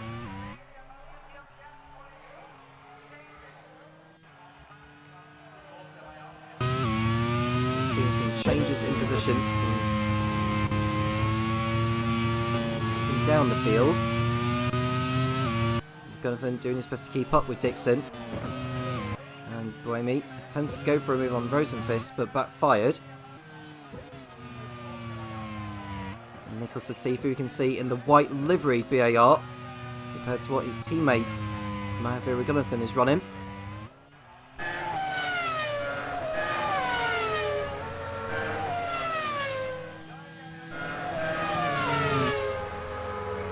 We've seen a move from one of the Leighton houses. That's Earl Bamber going for it on Sebastian Buemi. He wasn't able to get in front that time.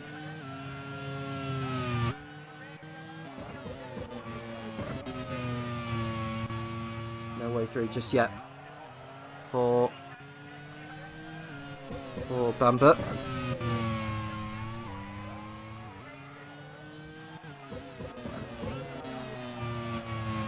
Leighton House driver left in the race. And you can see Rosenfist in third place ahead of Buemi. Now Bamber is looking for a way through on Buemi. Can't make the move stick. And he's never going to make the move stick because his engine has gone up in smoke. And both of Chris Cavani's cars are going to be out after only 5 laps in the first race of the season.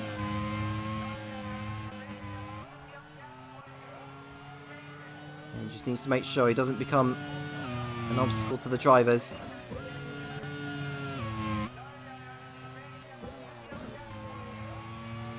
Now he's got Felipe Nasser right behind. So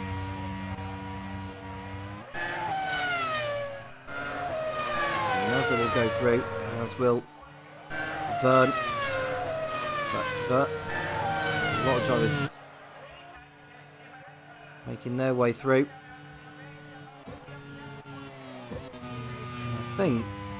Yeah, the car's on fire. It's the end of the road for Earl Bamber in his first race in the Grand Prix World Series.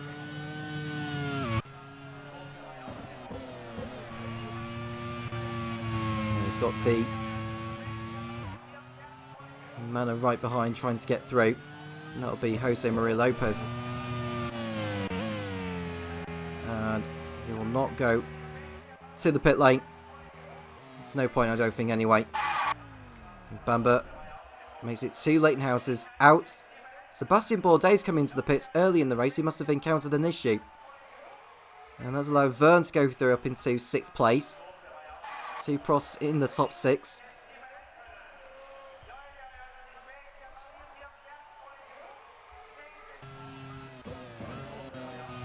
Now Scott Dixon in P1 in the Minardi. Behind him is Mahavir Raghunathan. Kobayashi in 18th position behind the Pacific of Pietro Fittipaldi.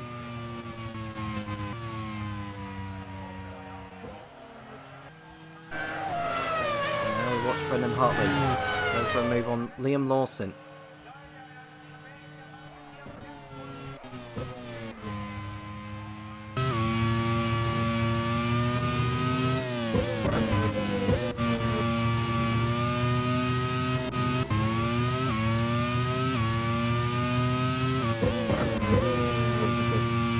Place ahead of Buemi.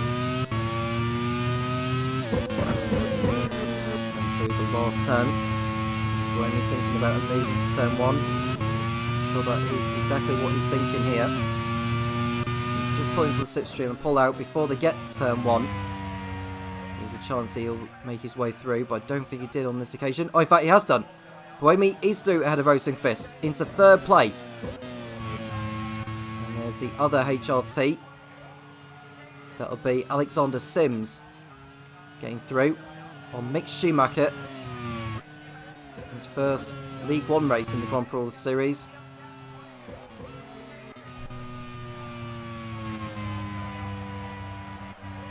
And Raghunathan's not closing in on Dixon, but he's keeping himself in there. It's a long race, so may as well keep it at it. Doing a very, very good job indeed. See Roman Grosjean in the Mascot Lola with the other arrows of Oliver Rowland. Up the inside goes the Frenchman, but Roland is able to resist. There's Dixon in the lead still. Buemi now in third place behind Regunathan.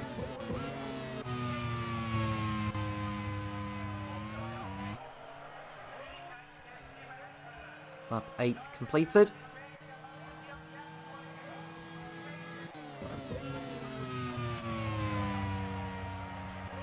And Ollie Berman in 5th place in the Simtech. Doing very, very well. He made a couple of appearances for Super Aguri towards the back end of last season. Just making the most of the opportunity with Simtech so far.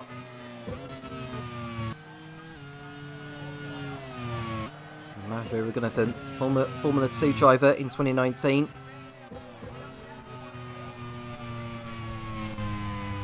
And Sebastian Bourdais with a new fastest lap.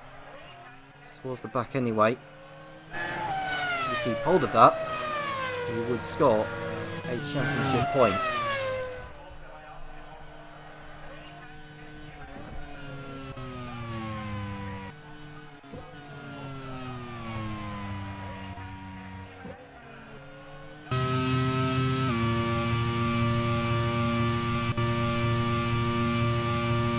Too much of Regunathan. I mean, last year he competed in the Italian GT Endurance Championship.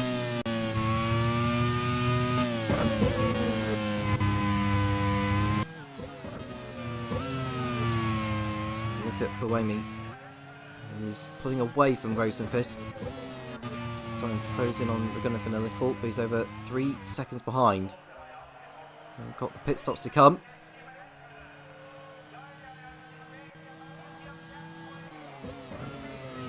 3 drivers out of the race so far. Earl Bamber, Scott McLaughlin and Joseph Newgarden pulled out earlier.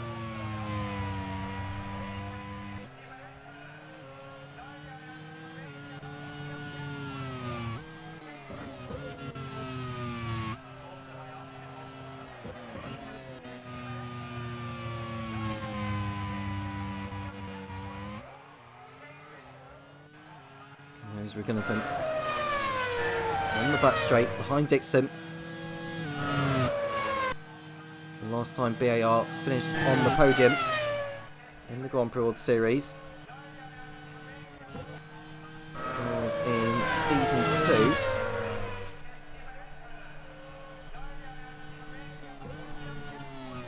We've just seen a HRT trying to make a move there. Sims on Nazar, but that didn't come off.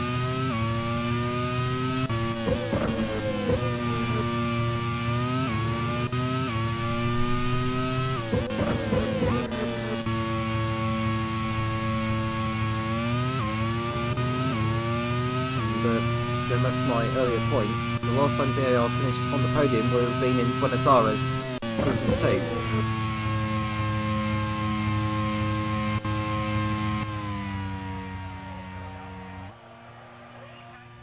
Regunathan could be on course to achieve that result, maybe even a win, depending on what happens to Dixon ahead.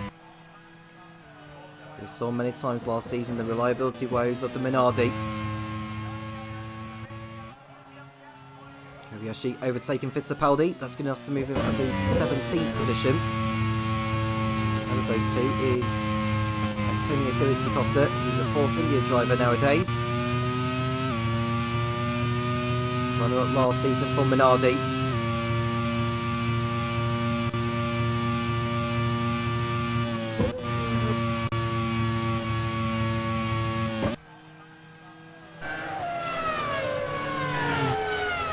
Sims going for it on Nazar. And the move is done this time, so the Brit gets past.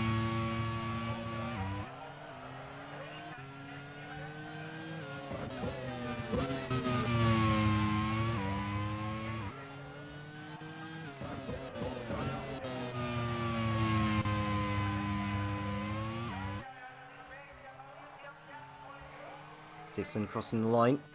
Still in the lead, over 3.5 seconds clear over Regunathan. It's Buemi, Rosenfist, Berman 5th, and Sean McVern. And another good race for the Prost team, as he was doing so often last season. Raimi had a tough time of it at Lakehouse towards the back end, but did pick up a couple of wins earlier on. Zenzel and Kyalami.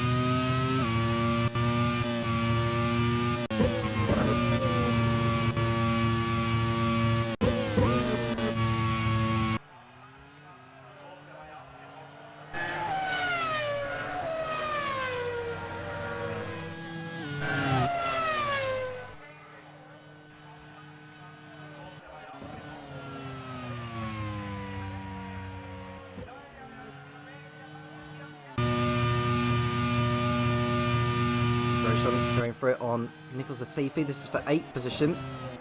That's good enough for the Frenchman to get through this time around.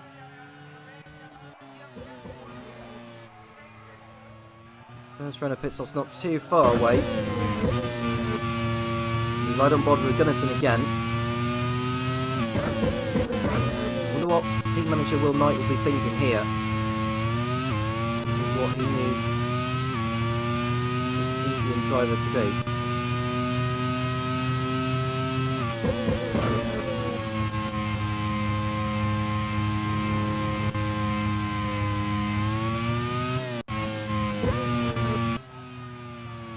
Dixon, 7 times a race winner in the Grand Prix World Series. No driver has won more than what he has won. All of his wins came with Syntec. Both of his championships came with Syntec. And now he's a Minardi driver.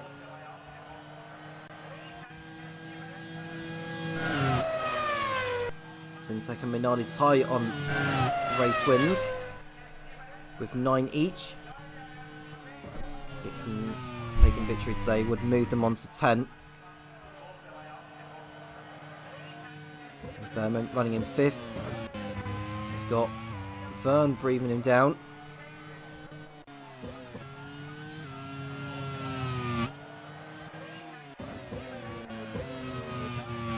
Raimi ahead of Rosenfest. Berman and Verne in 5th and 6th.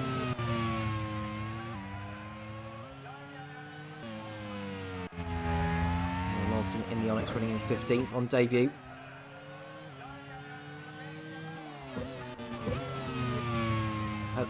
Behind Lawson is Antonio Felix da Costa. Force India competing in their first race in League One.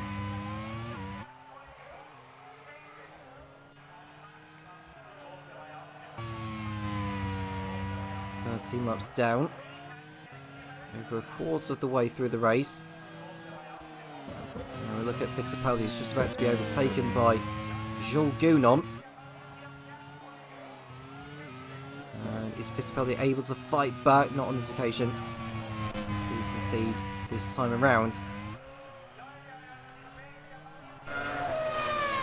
Gunnathan's pulling away from Buemi. We've got the gap with Dixon. Now we look at Verne. Going for it again on Berman. Don't think he's close enough this time. Just circling behind again.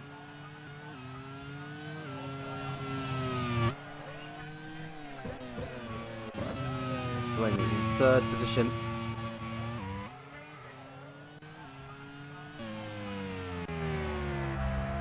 And Dixon went a little too deep into the last turn. Let's see how much Gunnathan has closed in on him in that sector. It's 3.7, so we need to take about a couple of tenths out of him.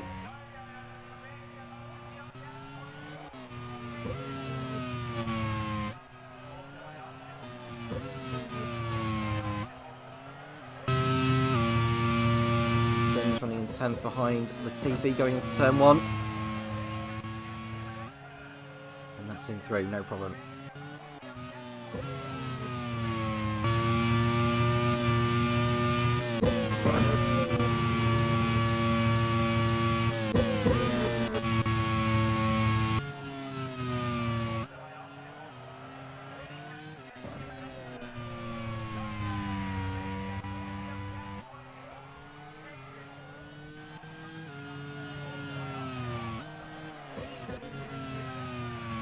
Look towards the back of the field.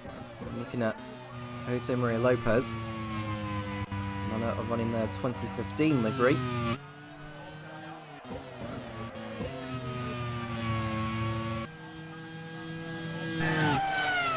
Looking at Fittipaldi, who's just meant to be overtaken by Jules Gounon again. Got back through on Gounon. And the Brazilian. Lopez is Ericsson, Bourdais, and Marciello. Bourdais, who's now a Minardi driver after 3 seasons with Onyx.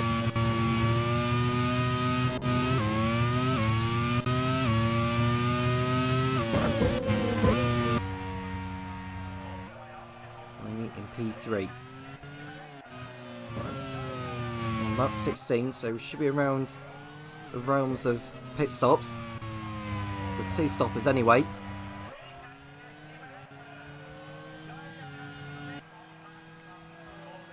Bourdais going for it now on the Fomitel and Marcus Ericsson. And that's the effects of new tyres for Bourdais. I think he came in after 6 laps for with a mechanical issue.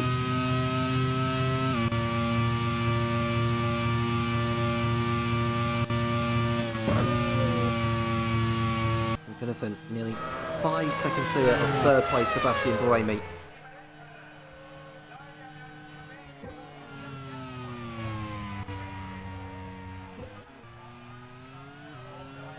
Buemi in 3rd, ahead of Rosenfist. Rosenfist running a respectable race so far.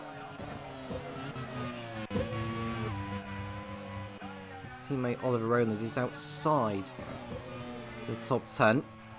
And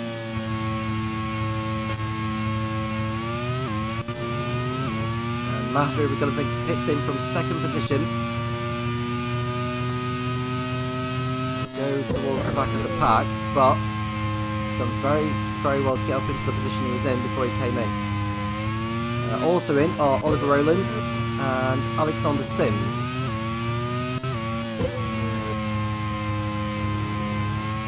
Shane van Gisbergen has made his way to pit road.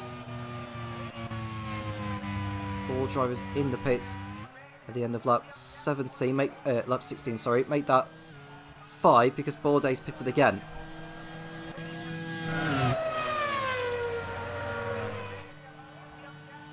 That allows Buemi go up into 2nd place now in the Prost.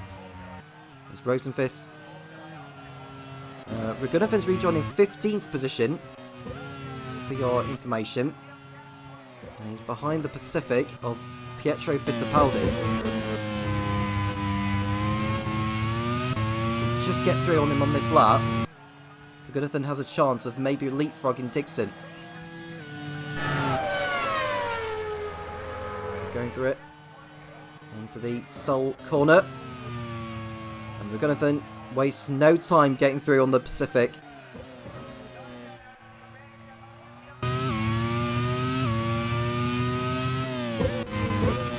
Next driver ahead of him is Kamui Kobayashi, who's like another 4 seconds up the road.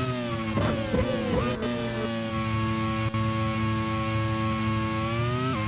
it looks like Grosjean's pissing this lap. Who else is coming into the pits at the end of lap 17?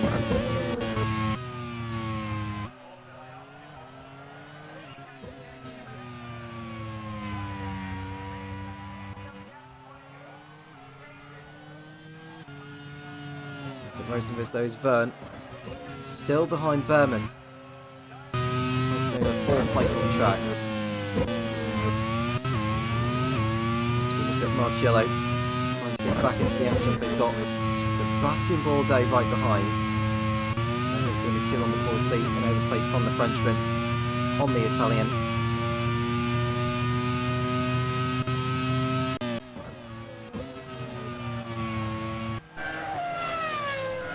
At the other Force India of Antonio Felix da Costa behind Liam Lawson. And da Costa, is he able to get past the Kiwi? The answer is no.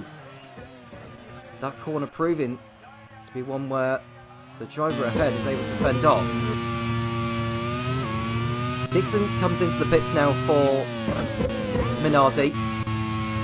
He's Buemi going to go into the race lead? Well, Rosenqvist is not. Well, Buemi's into the lead now for Prost, so he goes into the lead. Rosenqvist now second. Verne comes into the pits for Prost, as is Felipe Nasr. Brendan Hartley is also in for Pacific. Now, where is Raghunathan? Because has he got in front of Dixon on this occasion? He has not. He's behind Dixon.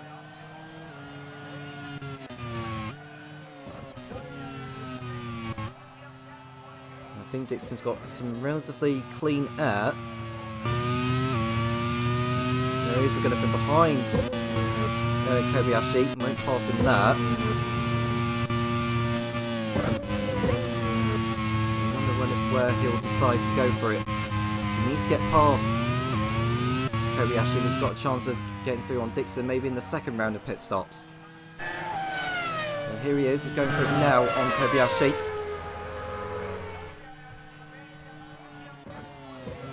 Raghunathan goes through, having the race of his career so far.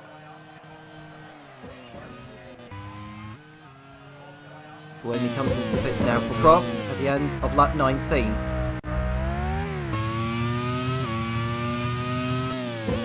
Berman also heads in, as does Rosenqvist. So, are we going to see Nicholas Latifi head the field? I don't think we are, because he's also in, as is Mick Schumacher. So Scott Dixon goes back into the lead with Raghunathan in second. Kobayashi staying out in the Simtek. Plenty of drivers in the pit lane. Pietro Fittipaldi is also in. Marcus Ericsson, Liam Lawson.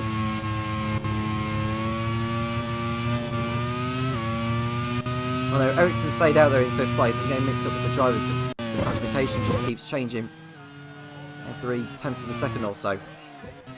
Buemi's rejoining 4th place. He's still ahead of Verne. And he's still ahead of Rosenqvist. Verne is ahead of Behrman now, for your information. He was able to complete an undercut on him.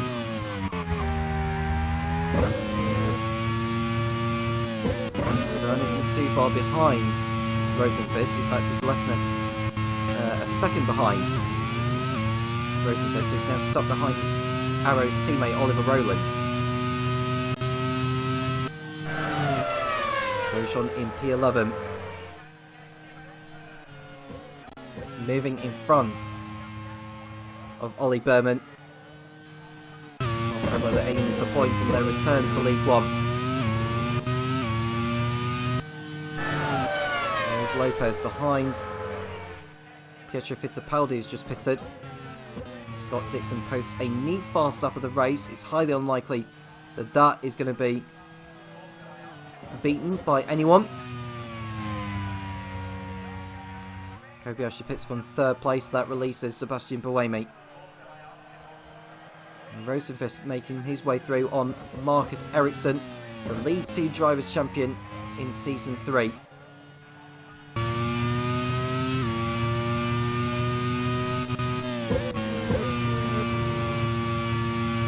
Here's Raghunathan.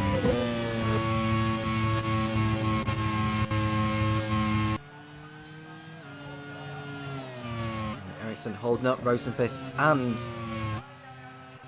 Sorry, no, that's Rowland. I beg your pardon.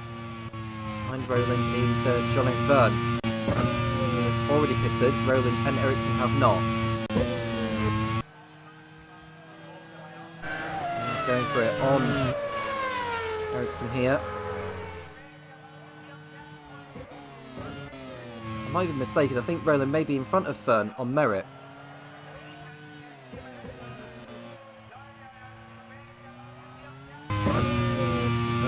Work to do if he's to get back into the position he was in before the pit stops had begun. Fittipaldi ahead of Lopez.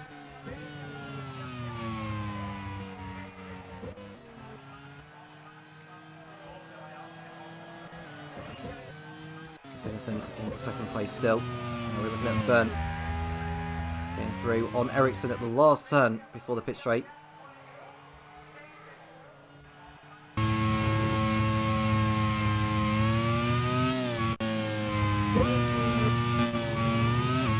Sebastian Buemi in third position.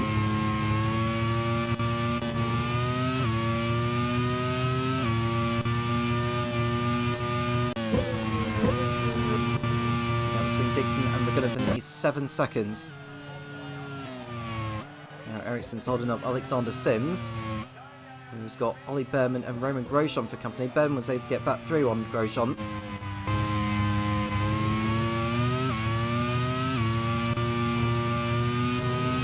Scott Dixon in P1.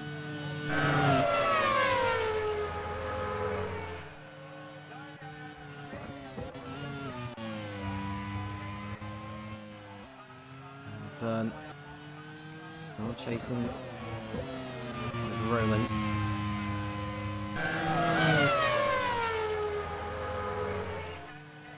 Look at Gounon.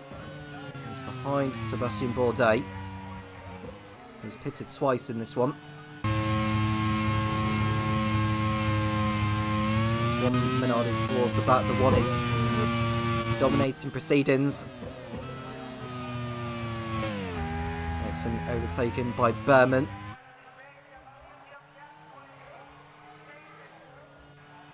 And we look at Vern making a move on Roland at the end of the start finish straight. We cut away from it, and Kamui Kobayashi is coming in with a loose wheel. And luckily for him, the pit lane was only short distance away from him picking up that issue, and he'll get back into the race from there.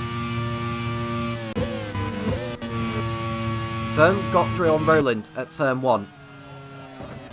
He's now into 5th position. 2 Prosts in the top 5. As it stands with the positions as they are, Minardi will be leading the championship by 2 points, with Prost second. And we can see Grosjean go for it on Ericsson, but he's been hit by Nicholas Latifi, and that's the rear wing gone on the Mastercard Lola. Well, Grosjean went for the move on Ericsson at the end of the back straight. It looked like the move had been done.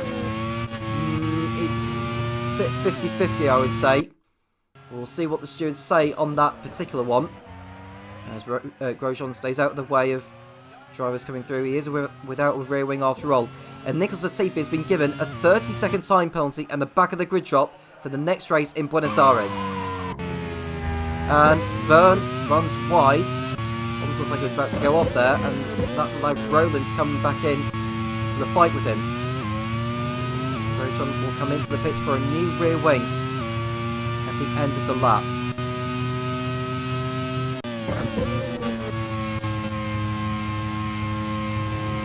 This is around the point where we'll see the one-stoppers.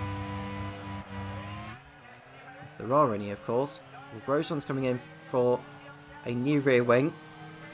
His teammate Mick Schumacher is running in 12th place behind Felipe Nasr. He's one of the home heroes today. In 8th behind Alexander Sims. Rafael Marcello coming in for his second stop of the race. Just 3 retirements so far. Earl Bamber, Scott McLaughlin and Joseph Newgarden are the drivers out. And we watch Latifi get through on Ericsson, and Schumacher getting through on Nasr. From Mattel's first race in League One. Hasn't been the most promising, but at least they've got one of their cars in the top 10. I don't think Ericsson has stopped in this race yet.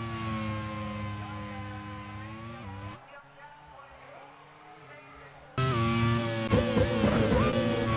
can see Mick Schumacher behind Ericsson, who will be coming into the pits at the end of the lap for his first and only stop.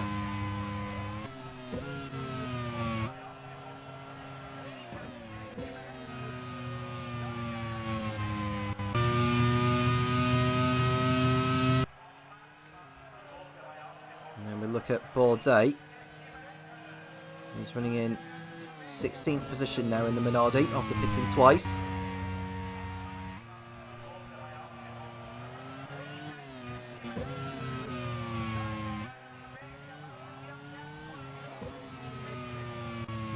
Dixon decide to do? Well, he's ahead of Grosjean in 20th position.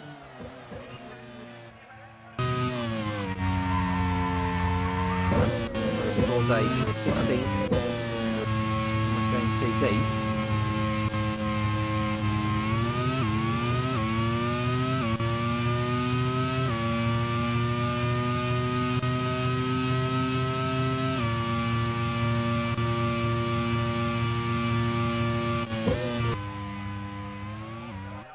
Regunathan in second place, nearly 10 seconds behind Dixon, but he'll take where he is at. A remarkable performance from the Indian.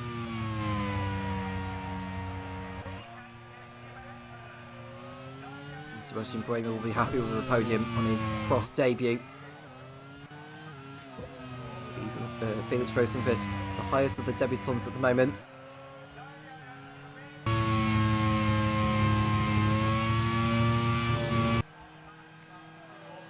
Look at Liam Lawson in the Onyx. Going through on Shane van Gisbergen. That's enough for Lawson to go through.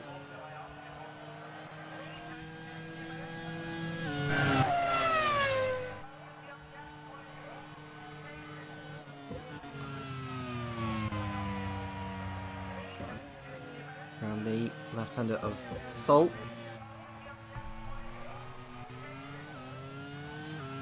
Giro has just gone through, now Moret. Goa. The last two corners being Box and Vittoria.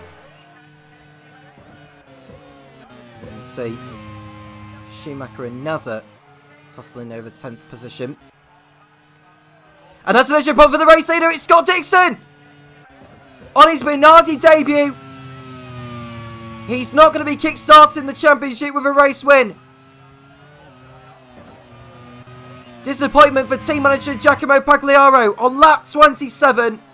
Scott Dixon retires from the League One Jacarepagua Grand Prix and into the lead, mark my words, Mahefir Raghunathan in the BAR.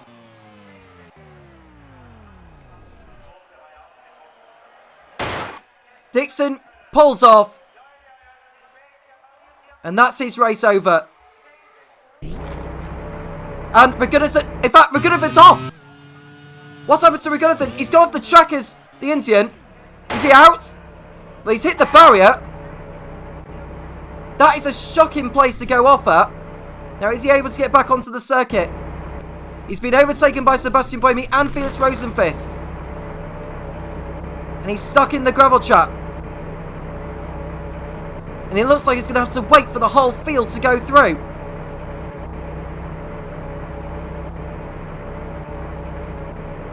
Out of the points goes Mahefir Raghunathan.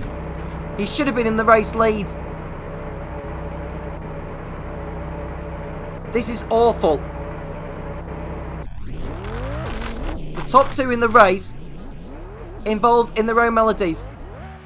Dixon's out. Raghunathan rejoins the race in 18th position. And into the lead goes Sebastian Buemi in the Prost.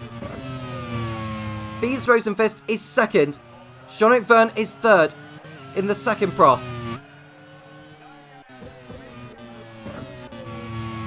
Well, it's opened the race up more or less, hasn't it?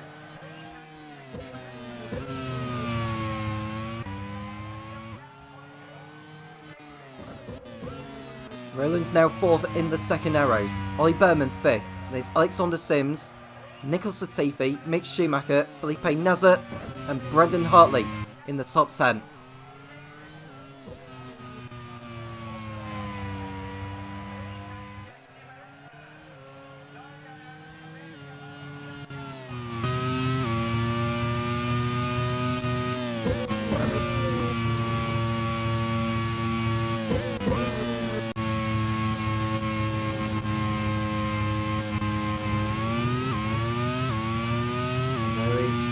Arrows of Ollie Roland ahead of Ollie Berman. And look at Verne coming through the Sol corner. And Nasser behind Schumacher in the fight for 8th place.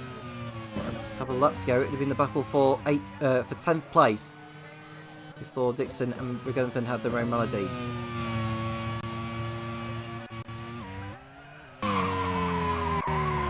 There's Buemi locking up.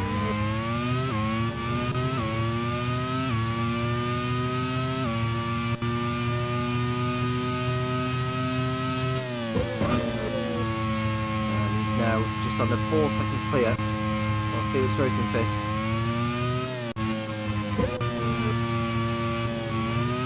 Are Prost going to take their first win since the Fuji Grand Prix in Season 1?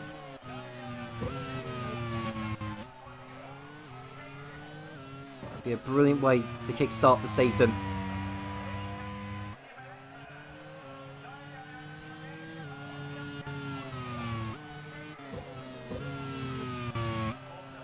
Buemi took victory for BAR in Season 2 at Imola.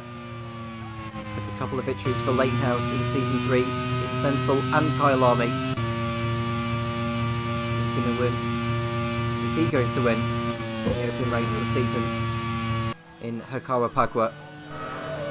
Berman's got through on Rowland, and Sims is trying to do the same on the Arrows pilot, but the move hasn't come off, and so he waits back.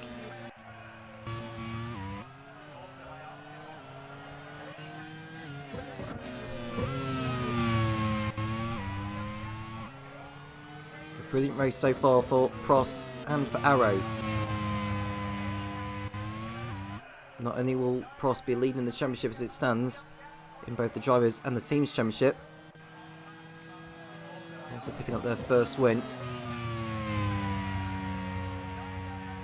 35 races without a win for the Prost team. And Sims to the inside there of Rowland. Very nearly contact, but got away with it.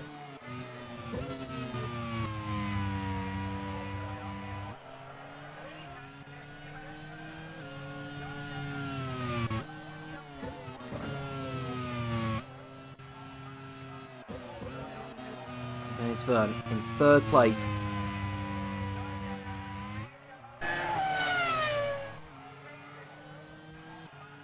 Season 1 champion, kickstarting Season 4 with the podium. Over 6 seconds behind Rosenqvist. Look at Nazar. To come back through. For Mattel on course for points in their first race in League 1. Brendan Hartley for Pacific in 10th. Looking good for a point as well.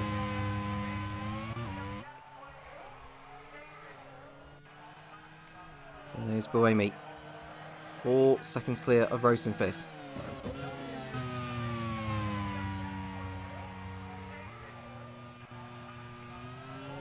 We've only lost 4 drivers in this race. Scott Dixon, Earl Bamber, Scott McLaughlin and Joseph Newgarden. We've got 17 laps to go. 13 drivers didn't finish in the League 2 race.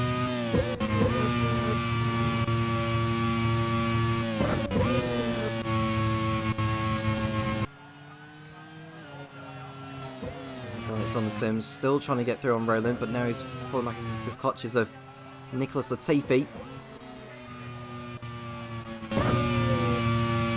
He's carrying a 30-second time penalty, remember, for running into Roman Grosjean and ripping off his rear wing. And he wants to make up for it by passing Alexander Sims here, and he's done it this time around.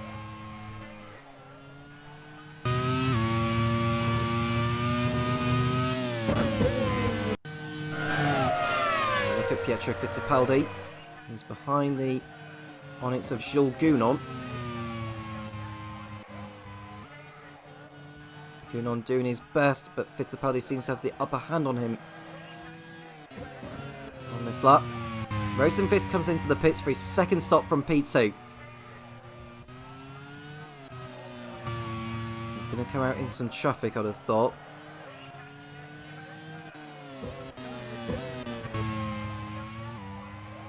Jonathan running in 18th position after that spin. Felipe Nasr, Mick Schumacher have come into the pits. Lawson's done the same.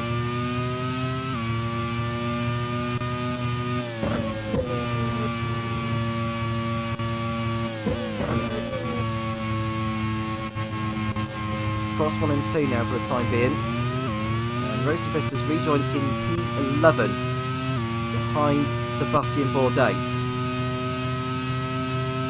And Bourdais going to the end of the race. You can see Sims trying to get through on Roland after Latifi got by the Brit. Now Latifi's got some clear track for the time being before he catches up to Behrman.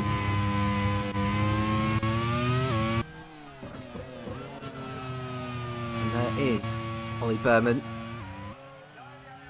in the Simtech behind Jean-Eric Verne. Buemi and Verne remaining out there. Lawson in the Onyx getting through on Marcus Ericsson for 18th.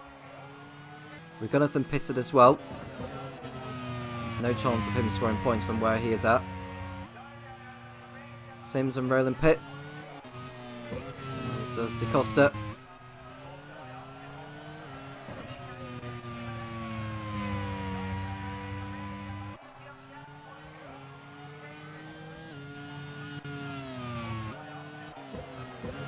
Buemi won't want to stay out for too much longer because Rosenqvist will be on the fresher tyres.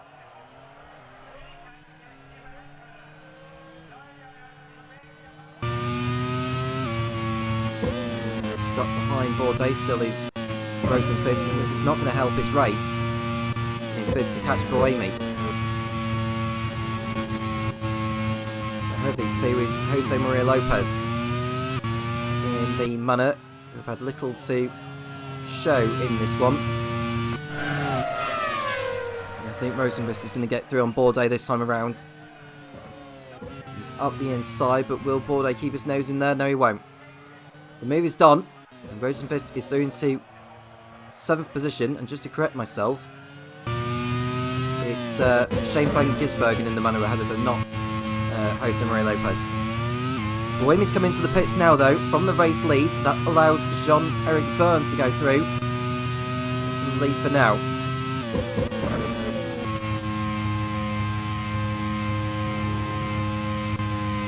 Brendan Hartley comes in for Pacific. A respectable race, and Buemi has done his stop. He is ahead of Rosenqvist. I'm just waiting for the gap to say update.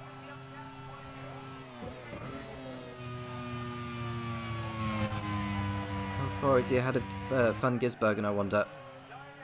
He's considerably ahead. He's run about 5 seconds clear of Shane van Gisbergen, which means he's well clear of Rosenqvist. You can see he's stuck behind the Munner. This might even help Jean-Eric Verne, you know. And Rosenqvist is still stuck behind. I mean, Verne won't get ahead of Rosenqvist because of the laps that Rosenqvist has been putting in. But with Verne staying out there, he'll be on fresher tyres to Rosenqvist. He can close in on him in the closing laps of this race. And there is Schumacher behind Roland in the fight for 8th. Roland has done his last stop. Schumacher and Grosjean are behind. Verne and... who was it that was behind in there? Ollie Behrman, that it was. They've both come in from 1st and 2nd places. Well, Latifi is also in. So we should see Buemi in the lead now and Rosenqvist in 2nd. Verne will rejoin in 3rd position, presumably. There he is, look. He just gets out in front of Lopez, does he? Well, I can tell you that one driver is slowing on the pit straight. And that is Mick Schumacher. he's out in his first race in League One. It's a shame there for team manager Marcus Johansson. I had hoped for better. Grosjean is still in the race. Albeit he's outside the top 15 at the moment as we speak, but I think that's just because he's...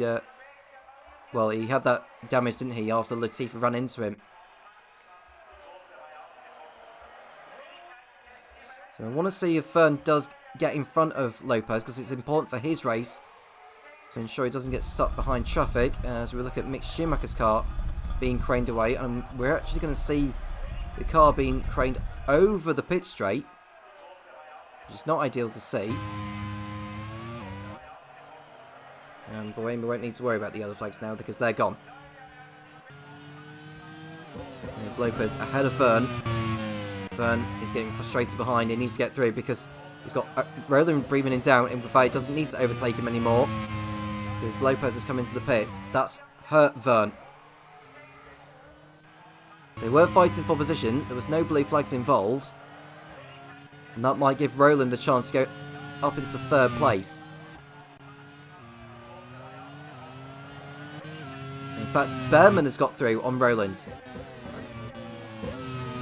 He's now ahead of the Arrows pilot. And that will give Vern the chance to pull away.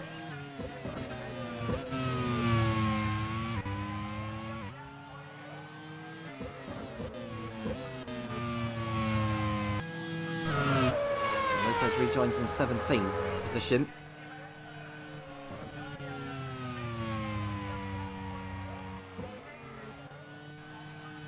Prost are on course for their first win in 36 races.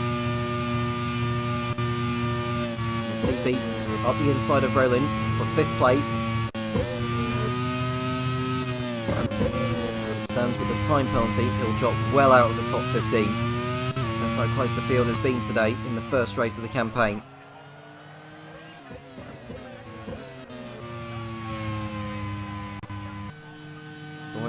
Is over 7 seconds as we watch Grosjean make a move on Lopez. Lopez only just pitted. Grosjean is determined to get past, and he's done so.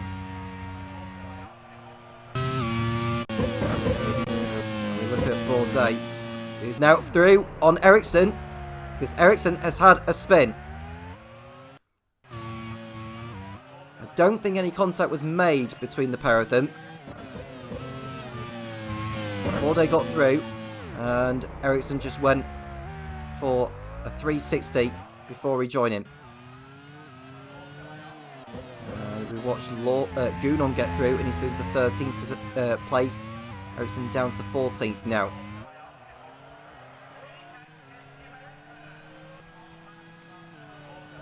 Fittipaldi up the inside of Ericsson into turn 1.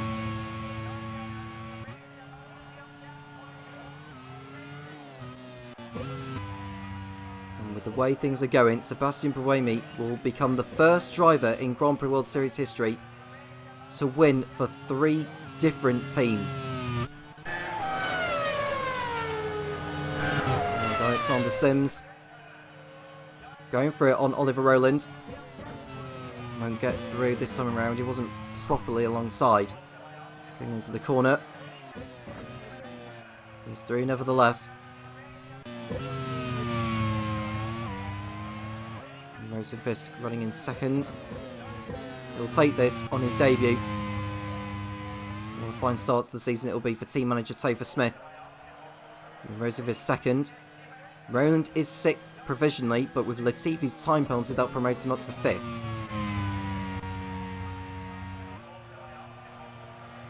Prost are also going to lead the teams and drivers championships for the first time in their history.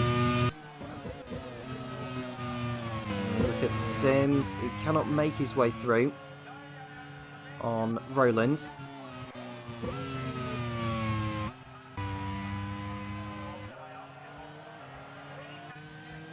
Brendan Hartley is 8th, Lawson 9th, DaCosta 10th. And Sebastian Bourdais, should he stay there, will be promoted up into the points, which will be something for team manager Jacarepagua to take in what really should have been a race win for him. Before Scott Dixon pulled out with engine failure.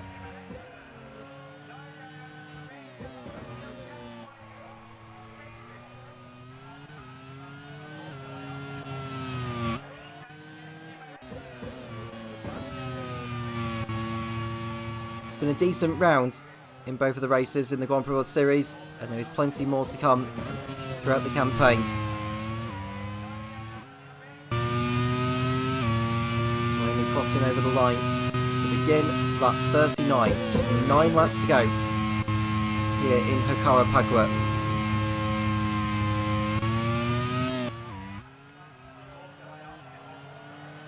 Now we watch Da Costa get through on Lawson, because Lawson is carrying a problem, and that has forced him into the pits.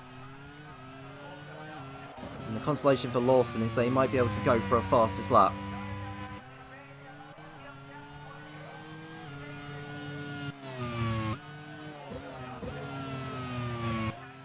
So that'll be him out of the points board. Day will go up. And one driver who could be collecting a championship point after all is Shane van Gisbergen on his debut. A highly regarded driver, V8 Supercars legend. And we look at the battle for third place, because Ollie Berman, he's eager to get onto the podium for the first time by getting through on the Prost of Jean-Luc Vergne up the inside into the sole corner. Vergne will hang it out round the outside. He's able to fend him off on this occasion. Brilliant battling between these two. And all this is going to allow Nicholas Latifi to close in.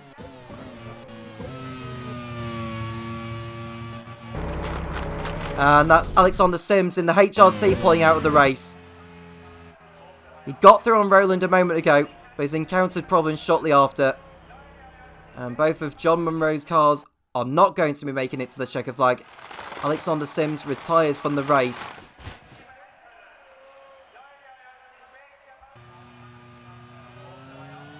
That allows Hartley up into 7th place, Da Costa 8th, Bourdais 9th, Van Gisbergen in 10th, and Shulgunon could be moving up into the points with Latifi's penalty. We're looking at Berman up the inside of Vergne this time. Is Vergne able to hold on? Not this time around. Ollie Berman up to 3rd place in the Simtech. No contact was made between the pair. Berman made the move stick this time around. And I think that move was coming for a bit.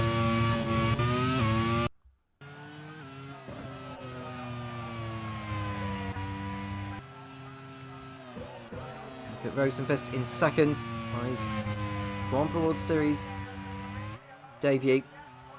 And 10 seconds off the lead now from Buemi. Not a lot you can do about him.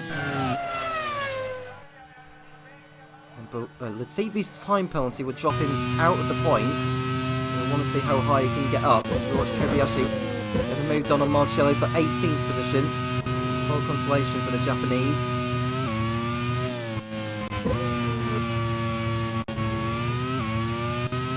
Latifi's time penalty will drop into 16th. And Lawson, who's got back into the race now, is behind the Force India of Marcello. He feels that a fastest lap is on offer, but he hasn't got a lot of time to achieve that.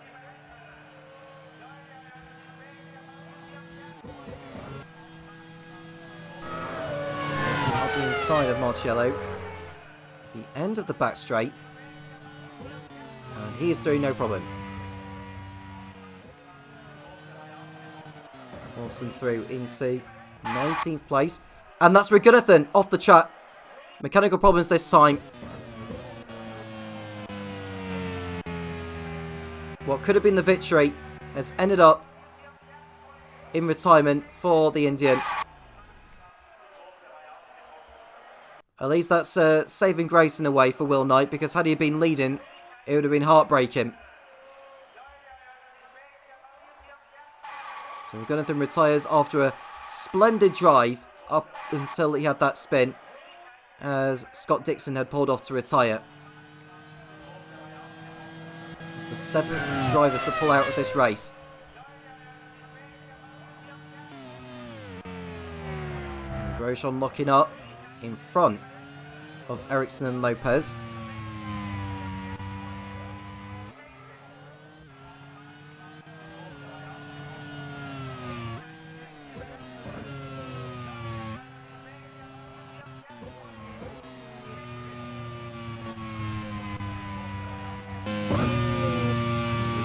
Rosenqvist in P2.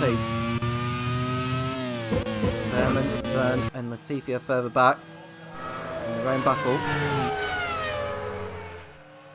And there is the manner of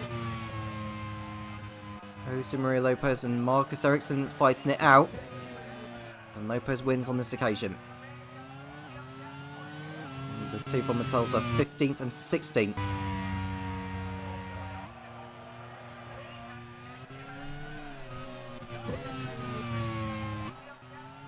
Behrman, Verne and Latifi are continuing on in their own squabble.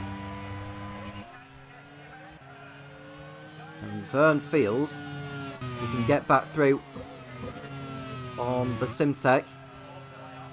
If he is feeling it. And Nazar going for it on League 2 Drivers' Champion Marcus Ericsson. I want to see the battle between Behrman and Verne. Now, we're right on board with Behrman, but is Verne on the inside of the Brit? He's not on this occasion. Verne doing his utmost. He's got enough time to get back through, but not a lot of time.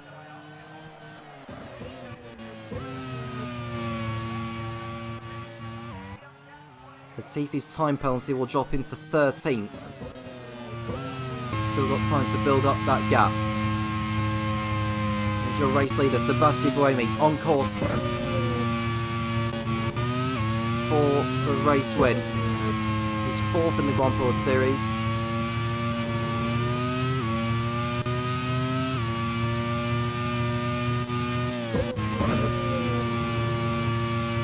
Five laps away from the end now. Not long to go. Team will be out there on the pit wall celebrating. A first and a fourth is something they would have taken at the start.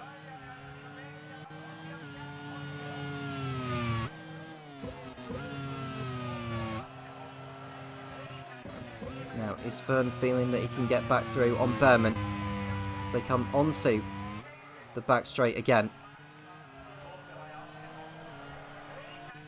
And Verne is not quite into the slipstream as such. He'll pull alongside eventually. But Behrman will have the high ground on the exit, as we've seen many drivers do throughout today. And Behrman stays in front.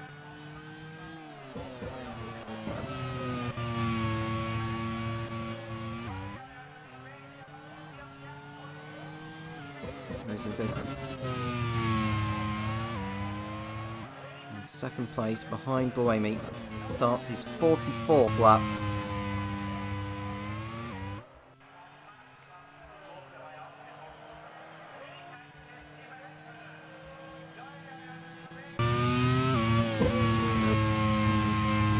Here's the Swiss on his own at the front.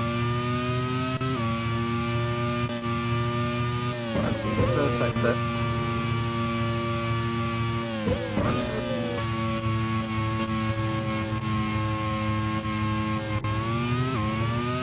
As he can every corner of every lap.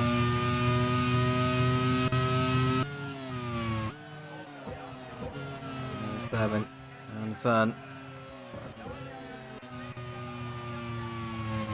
It seems to me like Behrman gets on the power earlier than the Prost. And onto the back straight. Verne is a little closer than before. He's going to pull out alongside is the Frenchman. Is there going to be a change of position here?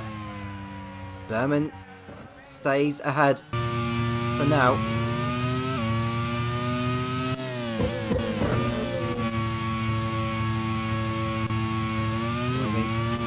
No problems at the moment. All the drivers left in the race now will be classified as finishers. Seems to be getting more finishes this time around than we predicted. 13 finishing the League 2 race. 19 it'll be in League 1 as it stands.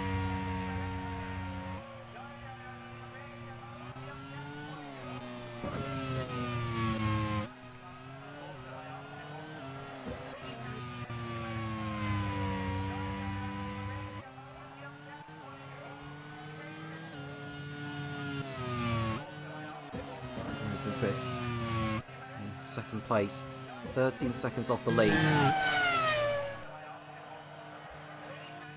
Over to Buemi. Not having to deal with any back markers, just concentrate on the driving in hand. The victory will be closer and closer every lap and every corner he navigates. And Verne still not able to get through on Behrman, but he decides to tuck back into the slipstream of the Simtek driver, maybe go for it into turn 1. That might be the place to do it at.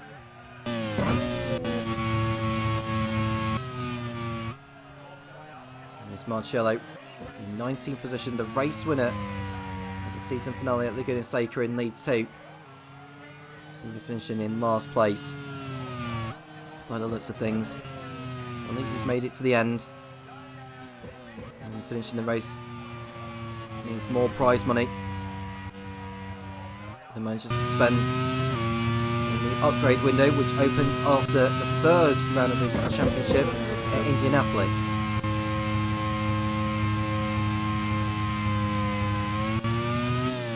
The penultimate lap of the race sees Sebastian Buemi continuing on his way.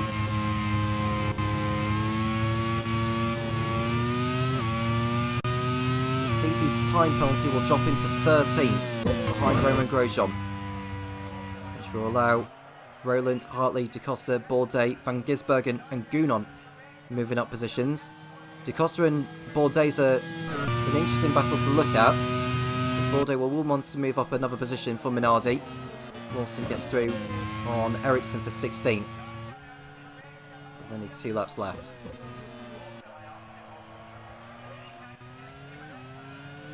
We want to have a look at Behrman and Verne. So it doesn't look like they are changing positions at the moment, but I can say that Bourdais is going to complete a move on Antonio Felix da Costa.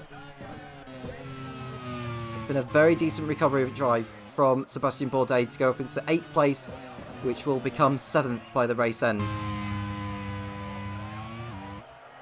The final lap has started with Sebastian Buemi putting no foot wrong. We want to have a look at the battle between Behrman and Verne, because they are very much nose to tail. I think Behrman has remained in front of Verne.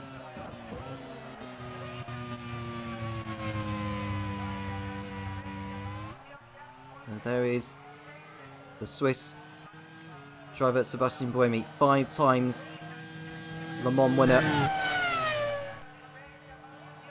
Formula E champion in 2016, 3 times a Grand Prix World Series winner, the first coming with BAR at Imola in Season 2, the next couple with Leighton House in Season 3 in Zentel and Kyalami. He's going to become the first driver in Grand Prix World Series history to take victory for 3 different teams, the first for Prost, who are about to end their race-winning drought. And what a way to kickstart the season. Sebastian Buemi exits the last corner of Vitoria to head over the line to win the League 1 Jacarepagua Grand Prix. Prost finally can celebrate a race win after a very, very long time. Felix Rosenqvist comes through in 2nd place on his debut. A podium for Arrows, a podium for team manager Topher Smith, and it's going to be a podium for Ollie Behrman on his Simtek debut, holding off Jean-Luc Verne and Nicholas Latifi to the end. It's a 1st and a 4th for Prost. They lead the team's championship after the first race. Ollie Rowland, Brendan Hartley will be classified in 5th and 6th. Sebastian Bourdais 7th, Antonio Felix da Costa 8th. Shane Van Gisbergen bags a couple of points on debuting 9th. And Jules Gounon from the back of the field to 10th place and taking the final point. Pietro Fittipaldi and Pietro Fittipaldi misses out on points on home turf. And we've got Romain Grosjean, Jose Maria Lopez, Felipe Nasr, Liam Lawson, Marcus Ericsson, Kamui Kobayashi, and Rafael Marciello, the rest of the finishers. Nicholas Latifi classified in 13th after his time penalty. Very sure race winner, Sebastian Buemi for Prost. in Jacarepagua. Felix Rosenqvist coming home in second place ahead of Ollie Berman and Shorik Verne. Oliver Rowland was fifth ahead of Brendan Hartley in Pacific's first race in League One in sixth. Sebastian Bourdais in seventh for Minardi ahead of Antonio Felix da Costa, who bags points for Force India in eighth. Shane Fingersberg in ninth and Jules Gounon for Onyx in 10th place. Piaggio Fittipaldi 11th in the second Pacific, with Romain Grosjean in 12th for MasterCard Lola. Nicolas Latifi, with his time penalty applied, is 13th ahead of Jose Maria Lopez, Felipe Nasr, Liam Lawson, Marcus Ericsson, Kamui Kobayashi and Rafael Marciello were the rest of those to finish. Matthew Gunnathan retired after being at the front for so long. Alexander Sims pulling out with transmission failure. Mick Schumacher retiring with a puncture. Scott Dixon out in the lead ahead of Bill and Earl Bamber, Scott McLaughlin, Joseph Newgarden were the rest of those to not finish. The points for pole position and for fastest lap went to Scott Dixon, but Minardi did not come away with the victory as predicted. That day belongs to Prost and for Sebastian Buemi. They lead the team's championship after round one. Sebastian Buemi leads the Drivers' Championship. Race 1 done in League 1. It's time to run down on the championship standings, and I'll see you for the next round in Buenos Aires. So the first League One race win of the season goes the way of Sebastian Buemi and the Prost team. A huge congratulations to them. That's been a long time coming for Tom Cairns' team. They haven't won a race for quite a long time now, so that is a welcome result for them. And much the same as the League 2 race, the League 1 driver standings will have been dictated by the results of today's action. Sebastian Buemi heads up the driver standings on 25 points, ahead of Felix Rosenqvist on 18, and Oliver Behrman, a great result by him today to take his first podium, 15 points for him and the Simtech team. Jean-Eric Verne putting both Prosts into the top 4 today gives them a healthy amount of points from the opening round of the season. Oliver Rowland, 5th in the Aeros, takes 10 points ahead of Brendan Hartley, Sebastian Bourdais, Antonio Felix da Costa, Shane Van Gisbergen and Scott Dixon did not finish the race, but the point for pole and the point for fastest lap gives him 2 and puts him 1 point ahead of the 10th place finisher Jules Gounon in that race. Looking at the team standings, Prost leads the way, having finished 1st and 4th today, 37 points for them, ahead of Arrows on 28, Simtech on 15, Pacific on 8, Minardi also on 8, Pacific ahead on count back there, Force India on 4, Manor on 2, and Onyx on 1. The rest of the teams yet to score, but plenty of opportunities still to come across the course of the rest of the season. Well, there you have it, ladies and gentlemen. That is the first event of Season 4 of the Grand Prix World Series in the books. A huge congratulations to Nick de Vries and Sebastian Buemi for taking victories today. The next round will be at the Argentinian circuit of Buenos Aires, one that has already been on the calendar a few times now. We've seen plenty of action around that circuit, and we're set for another thriller when we head to the Argentinian capital. Until then, I've been Topher Smith. Thank you so much for tuning in, and we can't wait to bring you the next round. Until then, take care.